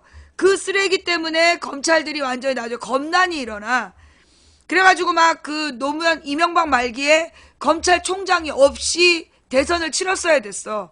그래가지고 이제 박근혜 정부 초기에 검찰총장으로 그러면 누구를 원하느냐. 그래서 검사들더러 스스로 내라 그런 거야. 그래서 이 사람이 온 거야. 검사들이 유일하게 믿고 따를 수 있는, 신뢰할 만한, 자부심을 가질 만한 사람이다. 그래서 최동욱을 우리는 검찰의 개가 아니다 이러면서 세운 거야. 근데 정말 이 사람이 목숨 걸고 수사해가지고 끝까지 밀어붙이다가 박근혜가 쫓아낸 사람인 거지. 응. 그러니까 이제 이 사람은 정말 이제 선비정신이 뭔지를 보여주는 그런 사람이죠. 예. 그래서 나는 이 최동욱이라는 사람, 이 사람은 진보나 뭐 이런 사람은 아니야. 다만 진짜 내가 볼 때는 이 나라의 진정한 보수라고 봐. 진정한 보수 세력이고 이 정의가 무엇인지를 따라가는 사람이다. 그래서 나는 어떻게 보면 이 사람이 박순실을 털면 완전히 다 털어서 다시는 없게 만들 거라는 확신이 있지만 특수관계다. 박근혜가 잘랐던 사람이기 때문에 만약에 이 사람이 어떤 수사 결과를 내든 한나라당과 종편이 지랄 연병을 하면서 이거는 복수다 그래버리면 이 사람이 했던 모든 수사가 물거품이 되잖아. 무슨 얘기인지 알겠어요? 이 사람은 공정한 수사를 할 사람이 분명히 함에도 불구하고 이 사람이 한번 수사를 하면 다 털 거고, 그러면 박근혜, 이명박, 이 박근혜만이 아니라 이명박까지 다 걸려 나오게 돼 있어. 그렇게 되면 종편과 이명박이 이게 원래 주범이 박근혜 최순실인데 최동욱을 제물 삼아서 그 수사 결과를 부정하게 될 거다. 그런 위험성이 있다. 그래서 나는 최동욱을 세월호나 사자방을 위해 아껴뒀으면 좋겠어요. 예. 나는 이 최동욱 총장을 세월호나 사자방을 위해서 아껴뒀으면 좋겠다. 그게 내가 얘기하고 싶은 내용이다. 그러니까 우리가 그냥 막 시원하게 아직 사이다 같은 마음으로 속 시원하게 털어줄 거다라는 것만 생각하면 최동욱이 적격자야. 근데 최동욱의 결과가 만만치 않거든. 그러면은 틀림없이 이명박과 종편이 반격을 할 거고, 그럼 이명박과 종편의 반격으로 최동욱이 도리어 난도질 당하고 박근혜 최순실이 묻혀버리는 그런 부작용이 생길 수 있다. 그러니 이 최동욱한테 그러니까 박근혜한테 잘렸다라는 것 때문에 이 새누리당은 계속해서 이게 복수라고 친박계에서 계속 지랄할 거 아니야. 개인적인 악감정을 가진 복수라고. 그러면 이 수사 결과가 그 개고생에서 만든 수사 결과가 뭐가 되겠어. 그러니까 그래서 야당에서도 최동욱을 특검으로 못 미는 것 같다.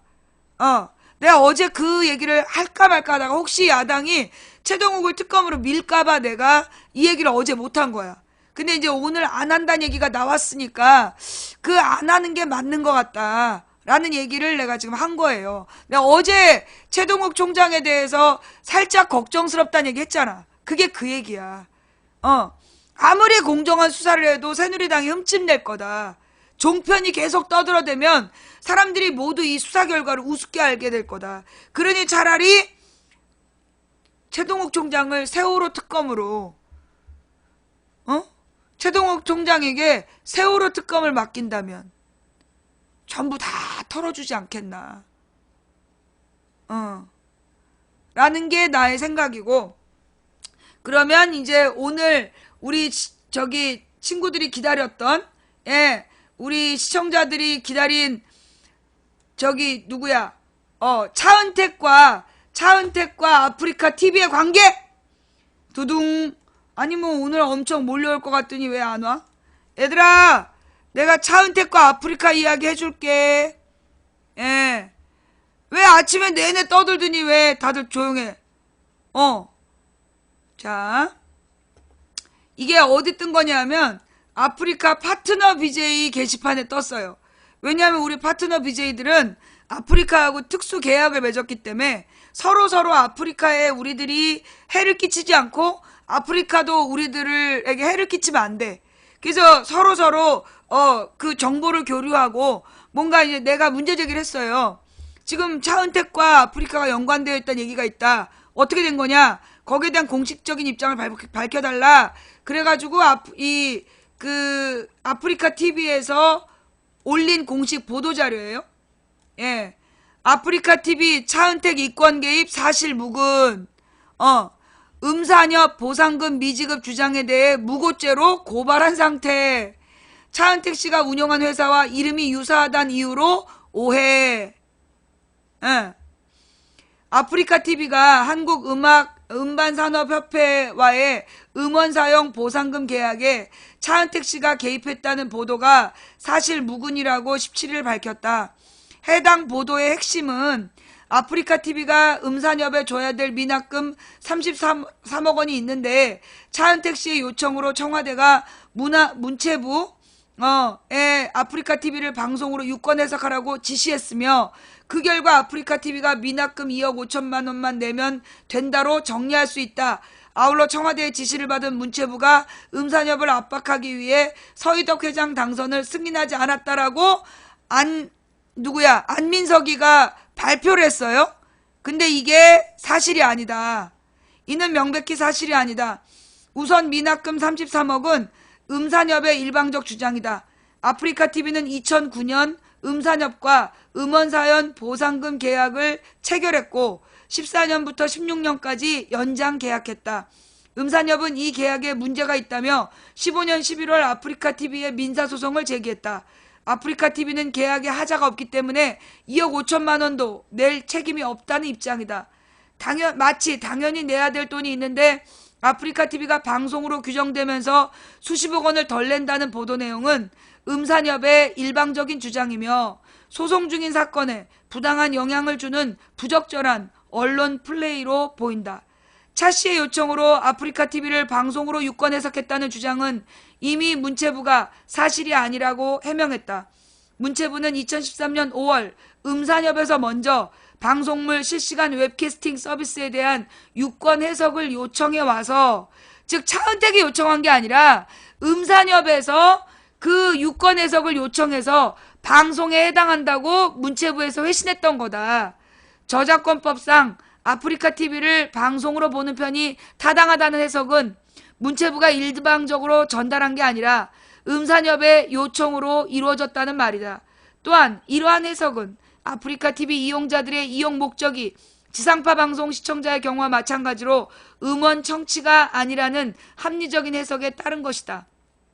부당하게 서희석 회장 당선을 승인하지 않았다는 내용 역시 문체부가 수차례 사실이 아니라고 밝혔다. 문체부는 서당선인이 회원사 정관 규정에 어긋나므로 피선거권 자체가 없으며 과거 음산협 회장 재직기간 중 횡령과 배임으로 유죄 판결까지 받은 부적절한 인물이라고 덧붙였다. 그 사람이야. 그런 사람이 안민석에게 전화해서 무슨 녹음 파일을 줬다는 거 아니야. 예.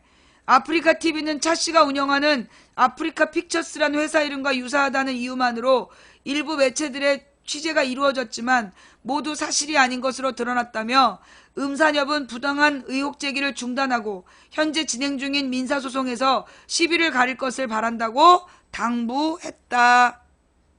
그럼 왜 안민석은 뜬금없이 이런 행동을 했을까요? 예, 안민석이 왜 뜬금없이 이런 행동을 했을까요? 안민석은 정봉주와 더불어 손학규계였죠. 근데 내가 요즘에 손학규를 아주 개무시를 하고 있잖아. 그러니까 속상했나 보지. 그래서 왠지 아프리카 TV에다가 상처를 주고 싶었나 보지. 그래서 이런 깜짝 발표를 한 게 아닐까? 예, 라는 생각이 들었습니다. 예, 좀 알아보고 합시다. 지금 내가 볼 때 안민석이 되게 위험한 게 너무나 이렇게 폭로성 발언을 많이 하는데 지금 이 안민석이 계속 최순실 관련해서 너무 폭로성 발언들을 많이 하고 있다. 그런데 이 폭로성 발언들이 이거 주워 담을 수 있느냐, 책임질 수 있느냐, 그 안민석에게 제보한 내용들이 내가 볼 때 너무나 허황한 내용들이 많다는 거야. 지금 뭐 금은보화 얘기도 나오고 있고 말이에요. 오늘도 또 뭔가 했던데.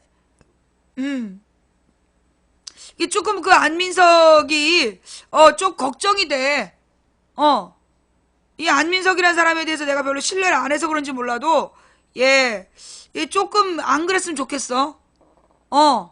좀 조심 좀 했으면 좋겠고 좀 진중한 태도를 좀 했으면. 진중한 스위스 은행 얘기도 지금 막 제보라고 터뜨리는데 그래서 근거를 좀 댔어요?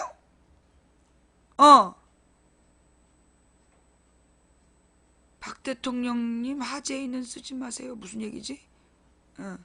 예. 하여간 지금 이게 좀 안민석 측에서 주장한 아프리카 TV와 차은택에 대한 주장은 지금 아프리카 TV랑 소송 중인 개인의 일방적인 주장인데 이게 마치 사실인 것처럼 얘기해서 아프리카 TV의 명예를 훼손한 부분은 좀 책임감 있는 국회의원의 모습이 아니다. 원래 안 믿었기 때문에 내가 지금 넘어가는 거다. 예. 자, 됐어요? 지금 오늘 아침에 막 떠들더니, 내가 그 얘기 하니까 왜 또 다 도망가? 지금 이제 이 안민석을 보면서는 좀 걱정이 많이 돼. 왜냐하면 지금 안민석, 주진우 막 이렇게 해서 계속 떠들고 있는 내용들이, 배가 산으로 가게 하는 거 아니냐. 좀 중심적인 주제가 아니라, 막 황색 지들에서 이야기하는, 뭐라 그러나 아주 그냥 아주 말초적 관심사들을 자꾸 보도해가지고, 말초적 관심사들을 자꾸 보도해서 그 본질을 흐리게 하려는 거 아니냐라는 생각이 좀 든다. 예, 지금 최순실 특검법이 법사위를 통과됐어요. 예, 법사위를 통과했어요.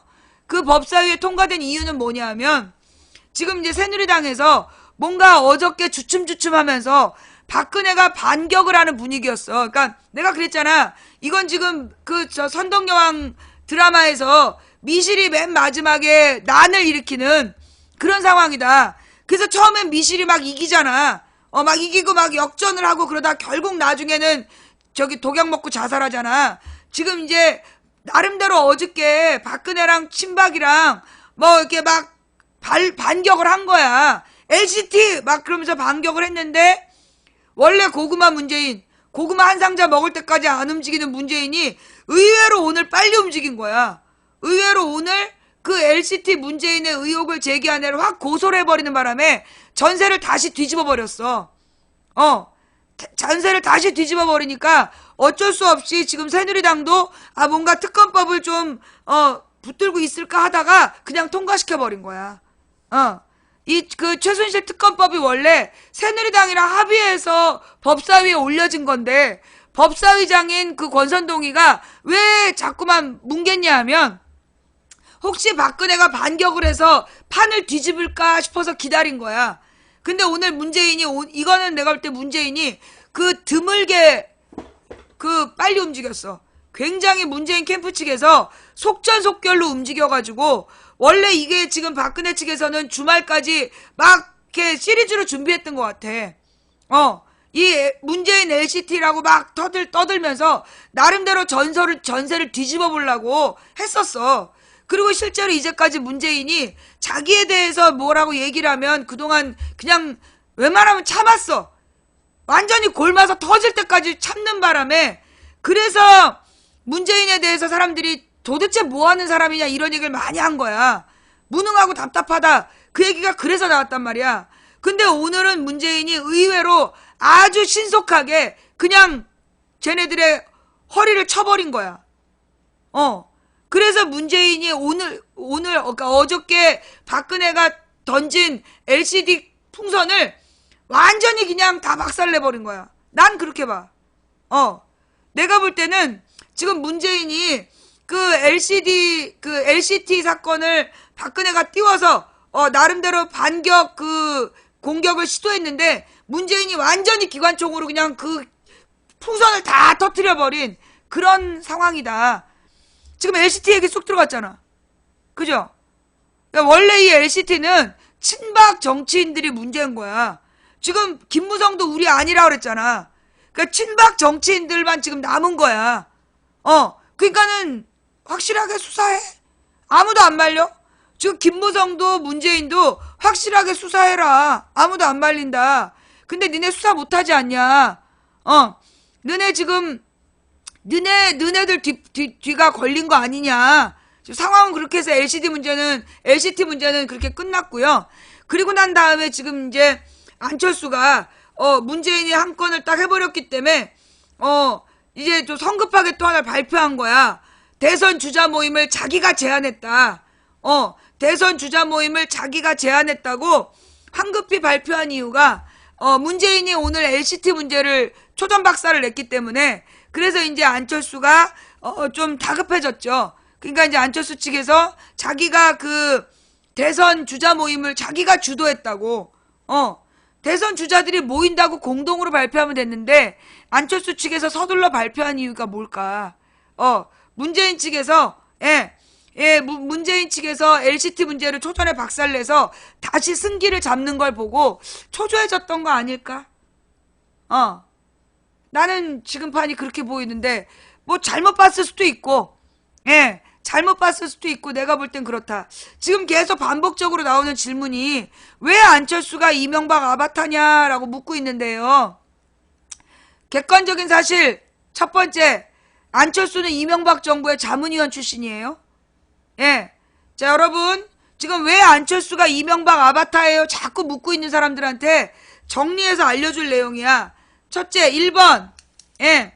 1번 안철수는 자문위원 출신이다. 이명박 정부의 자문위원으로 꽤 적극적 활동을 했어. 여러 개 자문위원을 했어. 한 개가 아니라. 그 다음에 두 번째, 지금 국민의당 비례대표 2번 이태규가 누구냐면, 이태규가 누구냐면, 이명박의 연설문 써주던 애다. 그 무슨 얘기냐? 이명박과 영혼을 교류하는 애다. 그 이태규가 지금 이명박에 안철수에게 딱 달라붙어서 이 판을 지금 짜고 있다. 세 번째, 지금 종편이 안철수를 엄청 띄우고 있다. 종편에서 안철수하고 이재명만 띄우고 있는데, 종편에서 안철수를 띄우는 이유가 뭐냐? 종편이 모두 이명박 거기 때문이다. 종편의 그 주도권을 이명박이 갖고 있어. 그래서 종편이 절대 사자방 비리를 비판하지 않잖아. 종편이 절대 이명박을 비판하지 않는 이유가 이명박이 종편을 만들었기 때문이야. 근데 그 종편에서 안철수를 계속 띄우고 있다. 그걸 보면 안철수는 이명박의 아바타의 성격이 강하다. 네 번째, 김무성. 비박계 김무성이 지난 총선 때 진해당 이준석이 아니라 안철수를 지지했다. 진해당 그 이준석이 아니라 안철수를 지지했다. 그게 바로 그 새누리당 사람들이 안철수를 찍어줬어요. 지난번 총선에서. 그래서 안철수가 당선된 거야. 그래서 이 네 가지를 볼 때 안철수는 뭐다? 이명박의 아바타일 가능성이 크다. 이해가 돼요? 이거 이해가 돼요? 이만큼 얘기해도 안 받아들이는 사람들, 이거는 예, 원순이랑 안철수가 콤비다, 이런 개뻥은 또 어디서 하고 지랄이야. 무슨 콤비야. 콤비는 어디 갔어? 강퇴시켜주세요. 여기 있다. 지금 안철수가 자기 단독으로는 별로 신뢰감을 못 받기 때문에 일부러 자꾸만 박원순을 끌어들여. 그래갖고 박원순 이름을 자기 이름 옆에다 써놓는 거야. 그래서 왠지 박원순이 자기를 지지하는 것처럼 지금 그게 종편의 공작이야. 종편의 공작이고, 박원순 시장도 안철수에 대해서 굉장히 안 좋게 생각해. 왜냐하면 그 지난번에도 안철수가 박원순을 이용했어. 그 탈당하는 그 상황에서 안철수가 갑자기 박원순 시장을 만나자고 그런 거야. 그래서 박원순 시장 뭔가 중요한 일이 있나 보다 되게 바쁜데 만나줬대. 근데 20분 동안 가만히 앉아만 있었대. 아무 말도 안 하고. 그러더니 나가면서 딱 문이 열리니까 기자들 앞에서 막 환하게 웃으면서 악수를 하더라는 거야. 그래서 박원순 시장이 굉장히 황당했다고. 뭐 하는 거냐고, 저 사람이. 그래서 그 뒤로 안철수를 경계하게 됐대요. 예. 그러니까 이 안철수가 뭔가 박원순 시장이랑 안에 들어가서 중요한 얘기 한 것처럼 언론 플레이를 한 거야. 지난번에 이휘호 여사랑 그 사진 찍고 언론 플레이 한 것처럼 박 시장을 이용해서 언론 플레이를 했던 거야. 지금 그 지랄을 하고 있는 거예요. 그러니까는 그게 박원순이 안철수를 지지한다, 콤비다. 그거는 지금 안철수가 바라는 구도 개쇼다. 그 말을 따라하는 문재인 지지자들이 있는데 내가 볼 때 얘네들 정체가 수상하다. 자, 그게 지금 박원순 안철수가 붙어있는 거 아니냐라는 오해의 근본이다. 그러니 그런 얘기에 넘어가지 마라. 예. 자, 오늘 방송은 여기까지. 혹시 질문 있어요? 예. 혹시 망치 부인한테 궁금한 질문 있습니까? 자. 지금 이번 주 토요일에 왜 대규모 집회를 못하냐 하면, 대학 논술 시험이 이번 주 토요일에 집중되어 있대요. 작년에 그 민중 총궐기 대회 때 그때 그 논술 시험이 문제가 됐어. 자기가 논술 시험 때 데모하는 사람들 때문에 시험 못 봤다라고 막 어떤 놈이 글을 쓴 거야. 근데 알고 보니까 그게 거짓말이었거든? 근데 이제 이번 주 토요일이 그 대부분의 학교 논술 시험이래요. 그래서 이제 수도권으로 집중하는 그런 집회를 못 하는 거다. 라고 이해해 주시기 바랍니다. 예. 그리고 오늘 밤 7시에 대학로 마로니에 공원에서 오늘 수능 본 사람들을 위한 홍대 클럽 뮤지션들 공연이 있다는 거. 예. 그리고 유권자 나이를 투표 나이를 18살로 낮춰달라는 그런 캠페인이 벌어질 거다라는 거 이해 좀 해주시고요. 궁금한 점. LCT 뭐가 궁금해요? LCT 문제에 대해서 뭐가 궁금해요? 예.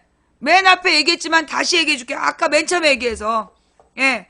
LCT라는 게 뭐냐면 원래 부산에다가 거기에 그렇게 아파트를 그 건물을 지으면 안 되는 곳이야. 거기다가 건물을 지을 수 없는데 거기에 건물 허가가 났어. 허가가 날 수 없는 지역에. 근데 그 허가가 날 수 없는 지역에 허가가 나면서 이 LCT 그 공사 이머식이라는 회장이 수백억의, 그러니까 1,000억 원대 비자금을 조성해서 이 권력자들에게 뇌물을 줬다는 거야. 권력자들에게 뇌물을 주고 그 허가를 따냈다는 거예요. 그게 LCT 이야기야. 맞지? 그지? 그 주상복합 건물을 따낸 게 그게 이제 그건데 LCT 사건의 핵심인데 중요한 건 그러면 그 LCT 사건에 대한 허가권을 갖고 있었을 때 정권이 누구야? 그게 노무현 정부 때야? 그게 노무현 정부 때예요? 이명박 정부 때예요? 박근혜 정부 때예요? 언제예요? 그 허가권이? 그 LCT 허가권이 언제 때냐고. 이명박 때잖아. 이명박 때에 문재인이 뭘 했다고 문재인한테 뇌물을 줬겠어. 말이 안 맞는 거지. 이명박 때 허가권이 나면서 그때 이제 친박 인사들이 개입이 돼서 그 허가를 주고받은 거야. 그래갖고 이제 원래는 이명박 때니까 박근혜가 비박계를 치려고 이명박 때 그 LCD 허가가 날 때 틀림없이 이명박의 핵심 인물들이 나눠 먹었을 거다 이러면서 수사를 들어갔는데 알고 보니까 이명박 쪽이 나온 게 아니라 친박이 나온 거야. 친박 명단이 우수수 나와가지고 덮었던 사건이 LCT인데 어저께 박근혜가 마치 문재인이 관계된 것처럼 그 냄새를 피우면서 LCT를 철저히 수사해라 그러면서 여야 정치인을 수사해라 이렇게 얘기한 거야. 그래서 마치 야권 의원이 관계 있는 것처럼 박근혜가 어저께 뻥칼 날린 거야. 그 다음에 이제 박사모에서 그걸 받아가지고 LCT 문재인이라고 검색어를 올리자 막 이러면서 쇼를 한 거야.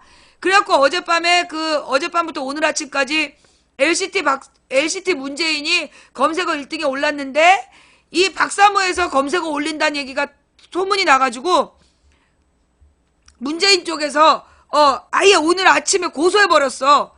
문재인과 연루설을 주장한 애를 고소를 해버렸어. 나는 고소를 검토하는 줄 알았더니 진짜 놀랬어. 문재인이 이렇게 빨리 움직인 적이 없어요. 특히 자기에 대해서 그 헛소리 하는 거를 이렇게 빨리 움직인 적이 없어. 근데 벌써 오전에 고소해버렸어. LCT와 문재인을 연관 있다고 주장한 사람을 고소를 해버린 거야. 완전히 이건 내가 볼 때 그 달팽이가 우주선 타고 날아간 달팽이가 초음속으로 움직인 듯한 느낌이야. 깜짝 놀랐어. 이제까지 문재인이 이렇게 빨리 움직인 적이 없어요.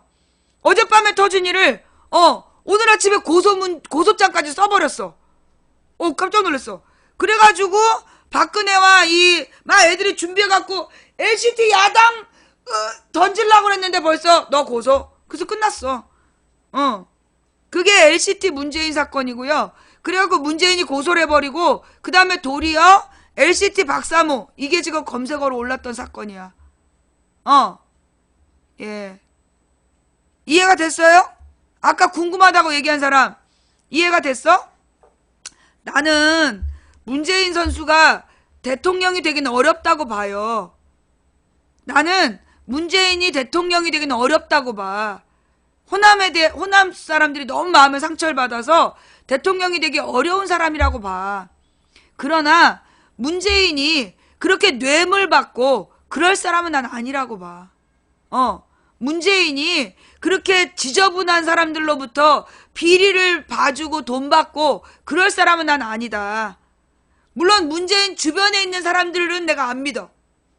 문재인 주변에 있는 사람들은 내가 안 믿는데 문재인 그 개인은 내가 볼 때 그렇게 더러운 사람 아니야. 깨끗한 사람이야. 문재인이라는 사람은 그렇게 뭐 부정부패에 연루될 만한 그런 사람은 아니에요. 진짜. 그리고 막 그 문재인이 이중인격이라는 둥, 욕심쟁이라는 둥 그렇게 말하는 사람들이 있는데 나는 그 사람들의 평가에는 동의할 수 없어. 내가 그 노무현 대통령 때 여의도에서 그 국회의원들이나 정치계 소식을 그대로 듣고 있었단 말이야. 근데 노무현 사람들 중에 가장 믿을 만한 사람, 가장 정직한 사람이 문재인이었어. 솔직히 노무현 주변에 있는 사람 중에 문재인 말고 난 아무도 안 믿었어. 노무현 옆에 있는 사람들 중에 노무현과 문재인 말고 누구도 믿을 사람이 없었어. 그리고 안희정은 그때 노무현 옆에 없었어요. 자기가 노무현한테 누가 될까봐 멀리 숨어 있었고, 그래서 그나마 노무현 때 가장 정직하게 곁을 지킨 게 문재인이야. 그 문재인이 그렇게 욕심 많은 사람 아니고, 문재인이 호남 사람들을 홀대했다. 그거는 거짓말이야. 누가 거짓말한 거냐면, 그 호남에서 연청 조직을 움직였던 사람이 노무현을 지지했었어. 2002년에. 그래갖고 이제 2002년에 노무현을 지지하고 자기가 청와대에 들어갈 줄 알았어.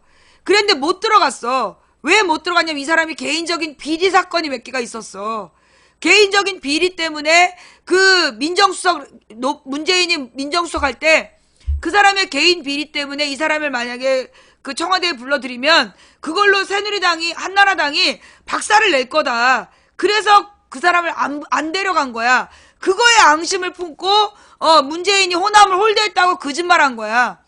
실제로 노무현 시절에 그러니까 그 김대중 정부를 제외하면 가장 호남 장관 비율, 고위공직자 비율이 가장 높았었어. 그러니까 자기 비리 때문에 청와대에 못 들어간 걸 문재인이 호남을 홀대했다라고 거짓말한 거예요. 그거 몰랐어요? 이 얘기도 매일 해야 되겠구나. 예. 문재인이 민정수석을 할 때 소위 그 호남에서 노무현을 도와줬던 사람들을 검토를 했는데 이 사람들이 개인 비리가 있었어. 부정부패 비리가 있어서 이 사람들을 만약에 청와대로 불러들이면 박근혜와 한나라당이 박살을 내겠구나. 그래서 몇 사람을 안 쓴 거야. 대신 깨끗한 사람들을 데려다 썼어요. 깨끗한 호남 사람들을 다 기용을 해서 그 사람들은 그때는 욕을 안 먹은 거야. 고르고 골라서 그러니까는 김대중 정부를 제외한 역대 정부 중에 가장 호남의 장관 비율, 고위공직자 비율이 높았던 때가 노무현 정부 때예요. 예. 그러니까 노무현 때 호남을 홀대했다는 얘기는 철저히 거짓말을 한 거야. 누가? 자기네들이 비리가 있어서 청와대에 못 들어간 놈들, 그리고 박지원 쪽에서 거짓말한 거야. 국민의당 쪽에서. 국민의당 운동했던 사람들이 지네들이 비리 천국인데 자기네들의 비리를 문재인한테 뒤집어 씌운 거예요. 그건 분명해. 나는 그 문재인이 대통령이 돼야 된다고 생각하는 사람 아니야. 대통령 될 수 없다고 보는 사람이야. 그럼에도 불구하고 문재인에 대해서 허위사실은 나는 바로잡아야 된다고 봐. 왜냐하면요, 여러분 지금 호남분들 지금 문재인에 대해서 허위사실을 막 유포하시고 그걸 퍼뜨리는데 나중에 이거 호남분들이 역사적으로 욕먹을 일이에요. 가령 문재인이 정치적인 리더십이 화끈하지 않다, 그 말은 해도 되는 말이야. 그런데 문재인이 호남을 홀대했다, 이중인격자다, 이 말은 거짓말이야. 내가 진짜 호남 분들한테 부탁드리고 싶어요. 나는 호남에 대한 애정이 있어. 내가 이 호남에 대해서는 솔직히 얘기해서 나는 애정이 있는 사람이에요. 그래서 내가 조언을 해드리는데 이 호남 분들이 문재인의 리더십이 시원시원하지 않고 뭔가 이렇게 빠릿빠릿하지 않다. 그래서 나는 지지하지 않는다. 그 말은 내가 비판하지 않겠어. 근데 문재인이 호남을 홀대했다. 문재인이 욕심이 많고 이중인격자다. 그런 이야기는 나는 철저한 허위사실이라고 봐. 그거는 거짓말이에요. 부정부패한 사람이다. 성격이 나쁘다. 그거 전부 다 국정원에서 만든 거짓말이야. 문재인이란 사람은 내가 알고 있기로 굉장히 겸손한 사람이야. 너무 착하고 너무 겸손한 사람이야. 도리어 너무나 신중해가지고 찐고구마를 한 상자 삶아 먹은 게 문재인의 문제야. 절대 인격적으로 문제 있는 사람 아니에요. 다만 이 사람이 맺고 끊는 게 없어. 그러니까 그 밑에 있는 사람을 맺고 끊어야 되는데 그러질 못하는 게 좀 문제야. 그래서 그 주변에 그 쓰레기 같은 놈들이, 근데 내가 볼 땐 그 쓰레기들 다 떠났어. 지금은 솔직히 그 김경수라든가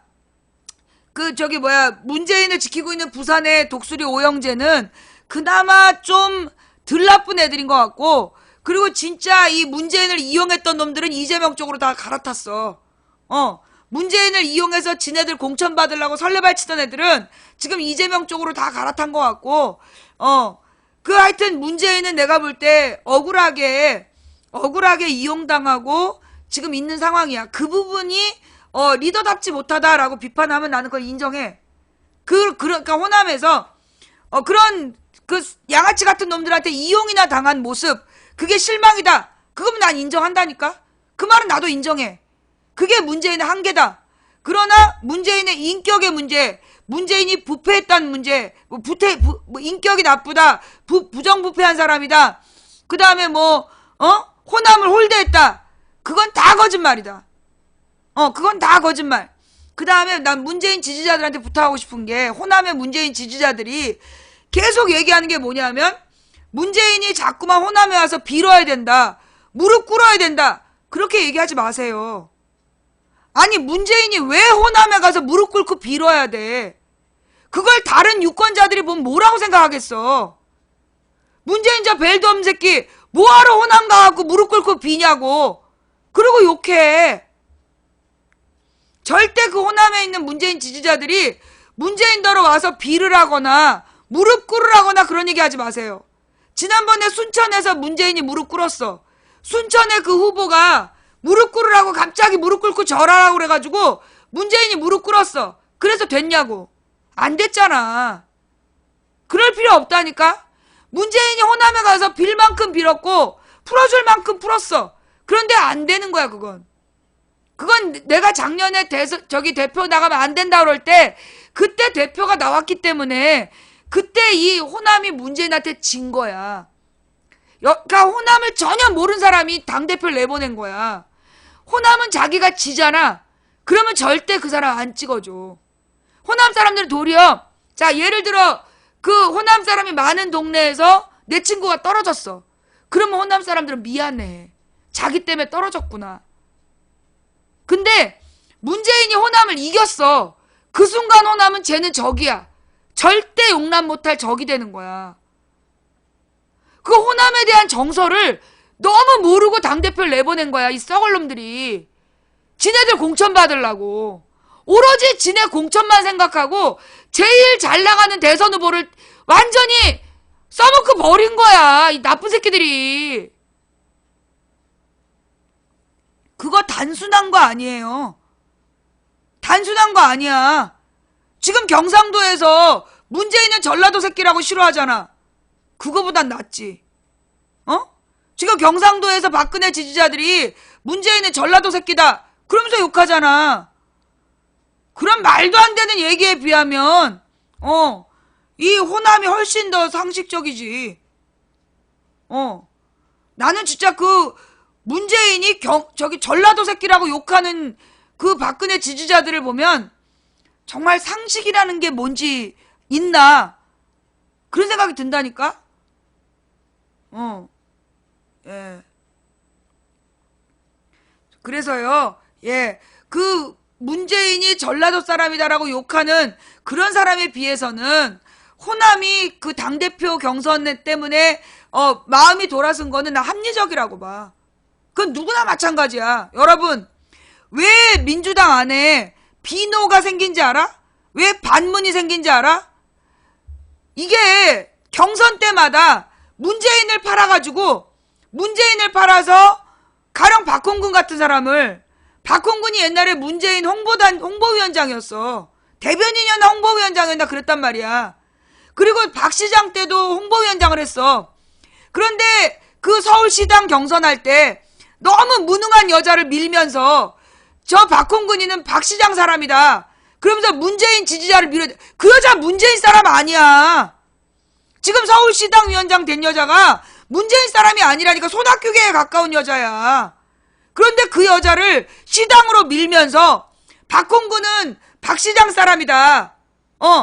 박홍근은 박 시장 사람이니까 문재인 지지자들은 떨어뜨려야 된다. 그렇게 얘기했어. 그러면 박홍근을 운동했던 사람들 마음이 어떻게 되겠냐? 박홍근을 지지했던 사람들은 어머 씨발 저 새끼들이 거짓말하네. 문재인은 거짓말쟁이네. 이렇게 되는 거야. 그래서 반문이 생긴 거라니까?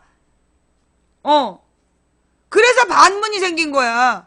그러니까 문재인을 팔아서 지네들의 개파적인 이익을 취한 새끼들이 문재인을 팔은 거야. 그러면 그 사람들한테 진 사람들은 전부 다 반문이 된 거야. 그 사람들한테 진 사람들은 전부 다 반문이야. 김영주가 손학규계랑 가깝고 도리어 김한길이랑 가까운 사람이야. 무슨 문재인파야. 말도 안 되는 얘기지. 왜 김영주를 시당위원장 시켰냐? 정청래가 자기한테 유리하니까 김영주를 시킨 거야. 정청래가 밀은 거야, 김영주를. 지가 나중에 시장 나오려고. 하여간 그래서 이게 이 선거라는 게 그래요. 선거라는 게 자기를 이기잖아. 자기하고 싸워서 제가 이기잖아. 그 순간 적이 되는 거야. 그 순간 적이 되는 거야. 그래서 최대한 그 경선을 투표로 하지 않고 웬만하면 의견 조율해서 한쪽이 양보하게 하는 그런 방식으로 가는 게 그게 더 유리한 거예요. 그런데 소위 이제 그 최재성파는 표수로 우리가 유리하다. 그러면서 쪽수로 밀어붙여. 그게 옛날에 김영삼 때도 그랬어. 김영삼 때 호남 것들 우리보다 쪽수가 모자라다. 쪽수로 밀어붙여. 그게 그때부터 나온 심보야. 그러니까 그 심보로 밀어붙이니까 호남 사람들이 거기에 대한 한이 얼마나 있는데. 그래서 김영삼, 김대중 그때도 그 감정이 심했던 거 아니야. 제발 나는 그 최재성 그쪽 사람들이, 나는 그 최재성이나 유시민이나 이런 사람들이 정치계를 떠나야 된다고 봐. 그 사람들이 또 뻑 지네들이 욕먹을 때 문재인 판다? 지네들이 욕먹으면 문재인을 팔아. 그래놓고 문재인이 위기에 처하잖아. 같이 욕한다? 쓱 뒤로 빠지고. 그리고 중요할 때 문재인 말 무시해. 문재인이 내가 김종인을 모시고 왔다. 내가 김종인한테 이 비례2번 준다고 그랬다. 그런데 자기네들이 진짜 문재인이라고 그러면서 문재인이 김종인을 데렸다는 근거가 없다 이러고 써. 진짜 잡놈들이야. 정말 잡놈들이라니까. 진짜 문재인이 자기가 당대표로서 총선을 치를 수 없어서 삼고초려해서 모셔온 김종인인데, 김종인을 내가 삼고초려해서 모셔왔다라고 아무리 얘기해도 보도도 안 해. 개무시해. 그 새끼들은 처음부터 문재인 사람이 아니었어. 지네들이 위기에 처하고 욕먹을 때 문재인을 이용했을 뿐이지, 문재인의 인기를 이용했을 뿐이지 절대 문재인 사람이 아니라니까. 그러니까 어떻게 보면 문재인이 대통령이 될 수 없는 이유는 그런 놈들의 힘으로 대선 후보가 됐기 때문이야. 문재인의 한계는 그거야. 그런 놈들이 띄워서 대선 후보를 만들었기 때문에, 그래서 문재인은 사상 누각에 있는 거야. 문재인의 지지도가 그래서 위험한 거야. 그놈들이 배신하는 순간 문재인은 그냥 묻혀버릴 수밖에 없어.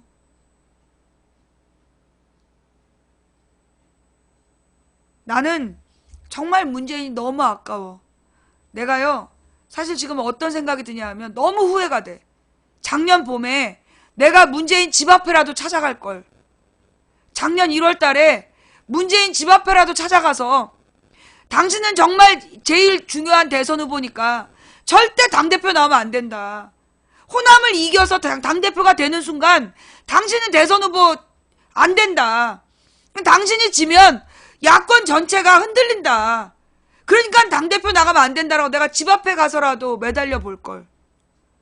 그러면 문재인이 특단의 결단을 내렸을 수도 있는데 내가 괜히 그 밑에 있는 사람들한테만 문자 보내서 결국 문재인이 당대표 나오는 걸 막지 못했고, 그래서 제일 중요한 후보를 이렇게 날려버리는 황당한 일이 벌어진 거구나.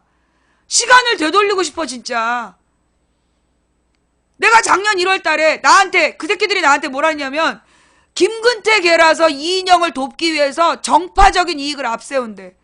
내가 그 말에 뚜껑 열려갖고 이 새끼들이 여기서 또 어디다 김근태를 갖다 대. 그래? 한번 망해봐. 내가 그때 판단을 잘못한 거야. 나는 그 새끼들이 문재인을 지지하는 줄 알았어. 나는 그놈들이 문재인을 진짜 지지하는 줄 알고 문재인 지지자들 너네 벌 한번 받아봐. 그러면서 포기한 거야. 나중에 알고 보니까 이 새끼들이 문재인을 지지한 게 아니라 이용한 거였어. 내가 그걸 작년 가을에 알았어. 작년 가을에 가서야 어머 씨발 이 새끼들이 문재인을 지지한 게 아니라 이용한 거였구나.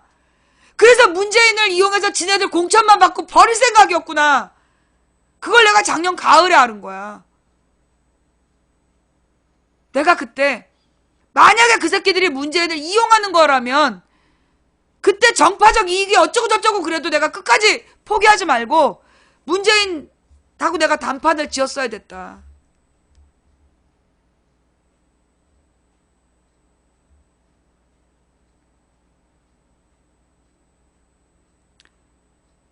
그 새끼들이 누군지는 작년에 당대표 만들 때 떠들었던 새끼들이니까 잘 찾아봐. 그러니까 문재인 지지자들이 왜 여기서 덩다리가 됐냐 하면 정치를 잘 몰라. 그리고 문재인 지지자들이 대부분 노무현 대통령 서거한 다음에 정치에 관심 가졌어. 그치? 지금 문재인 지지자들이 대부분 노무현 대통령이 서거한 다음에 깜짝 놀래서 돌아왔거나 노무현 대통령 돌아가신 다음에 어떻게 된 거냐 이러면서 온 사람들이야. 그러니까 노무현 대통령이 왜 실패하게 됐는지 그 과정을 전혀 모르는 거야. 왜 죽었어야 됐는지. 그런 사람들이 아무것도 모르고 문재인을 막 무조건 노무현 친구 문재인 그러면서 문재인을 지지하는 거야. 근데 그 문재인을 이용하면서 그 주변에 붙은 쓰레기들이 누군지를 모르는 거야. 노무현이 왜 죽을 때까지 괴롭힘을 당했는지 그 쓰레기들 때문인 걸 모른 거야. 내가 얼마나 기가 막혔겠니. 저 새끼들이 노무현을 고립시켜서 죽이더니 이제 또 문재인을 죽이네. 내가 몇 번 얘기했잖아. 이번에 추미애 지지한 새끼들이야. 쉬운 말로 문재인을 이용하고 버린 놈들이 이번에 추미애를 당대표로 밀은 놈들이야. 그놈들이 추미애를 이용해서 이재명 띄우고 있는 거고 문재인을 쓰고 버린 놈들이야.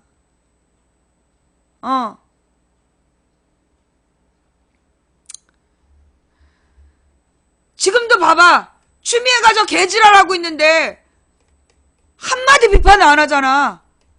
왜? 걔네들은 추미애가 있어야 이재명을 띄울 수 있다고 보는 거야. 지금 정통이 이재명을 띄우고 있어. 옛날에 2007년 대선 말아먹은 정통이 지금 또 이재명을 띄우고 있는 거야. 또 말아먹으려고.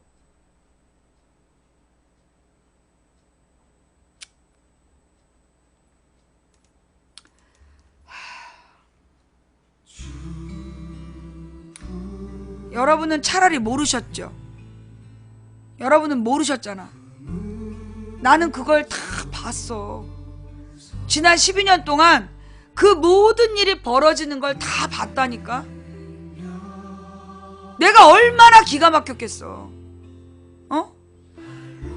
나는 나는 지난 12년 동안 일이 어떻게 돌아가는지 다 봤어. 다 봤는데 내 말을 안 믿어주는 거야, 사람들이.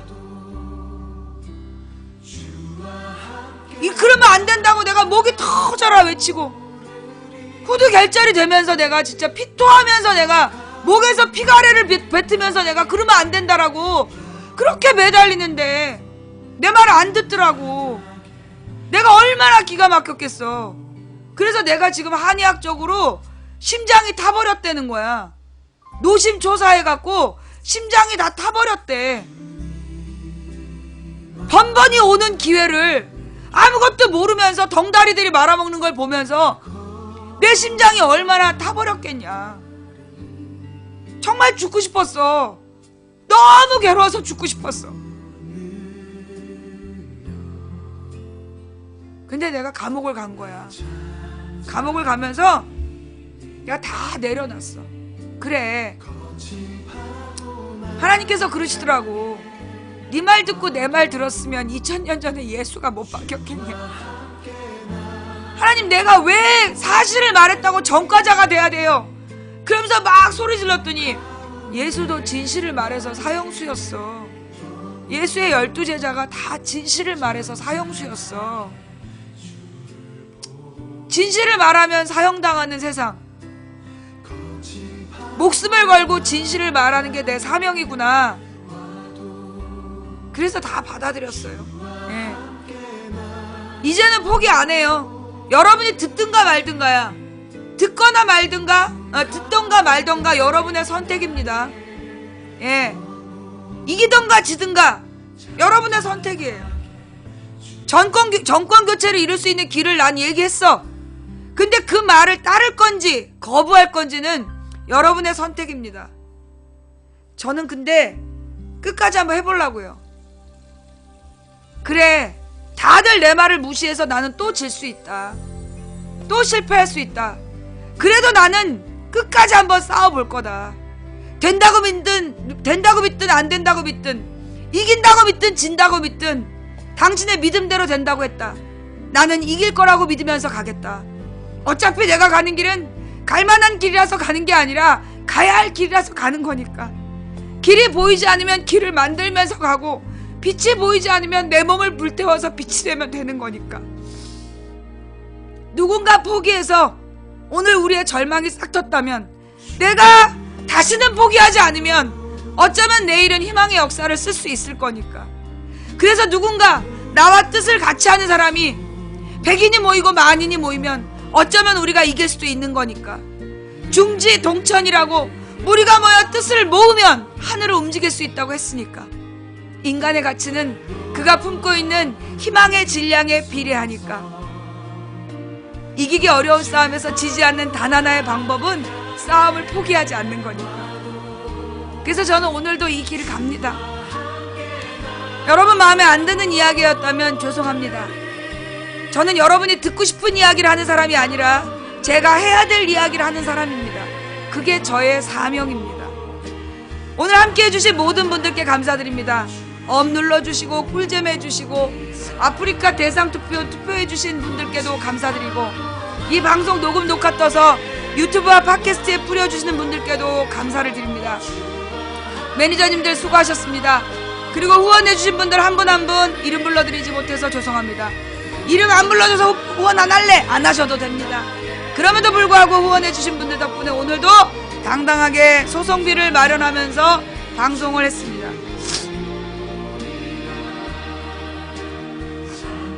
후원 못했다고 미안해하지 마십시오. 생방송 처음부터 끝까지 지켜주시는 게 저에게는 가장 큰 후원입니다. 아시죠? 여러분 당당하세요.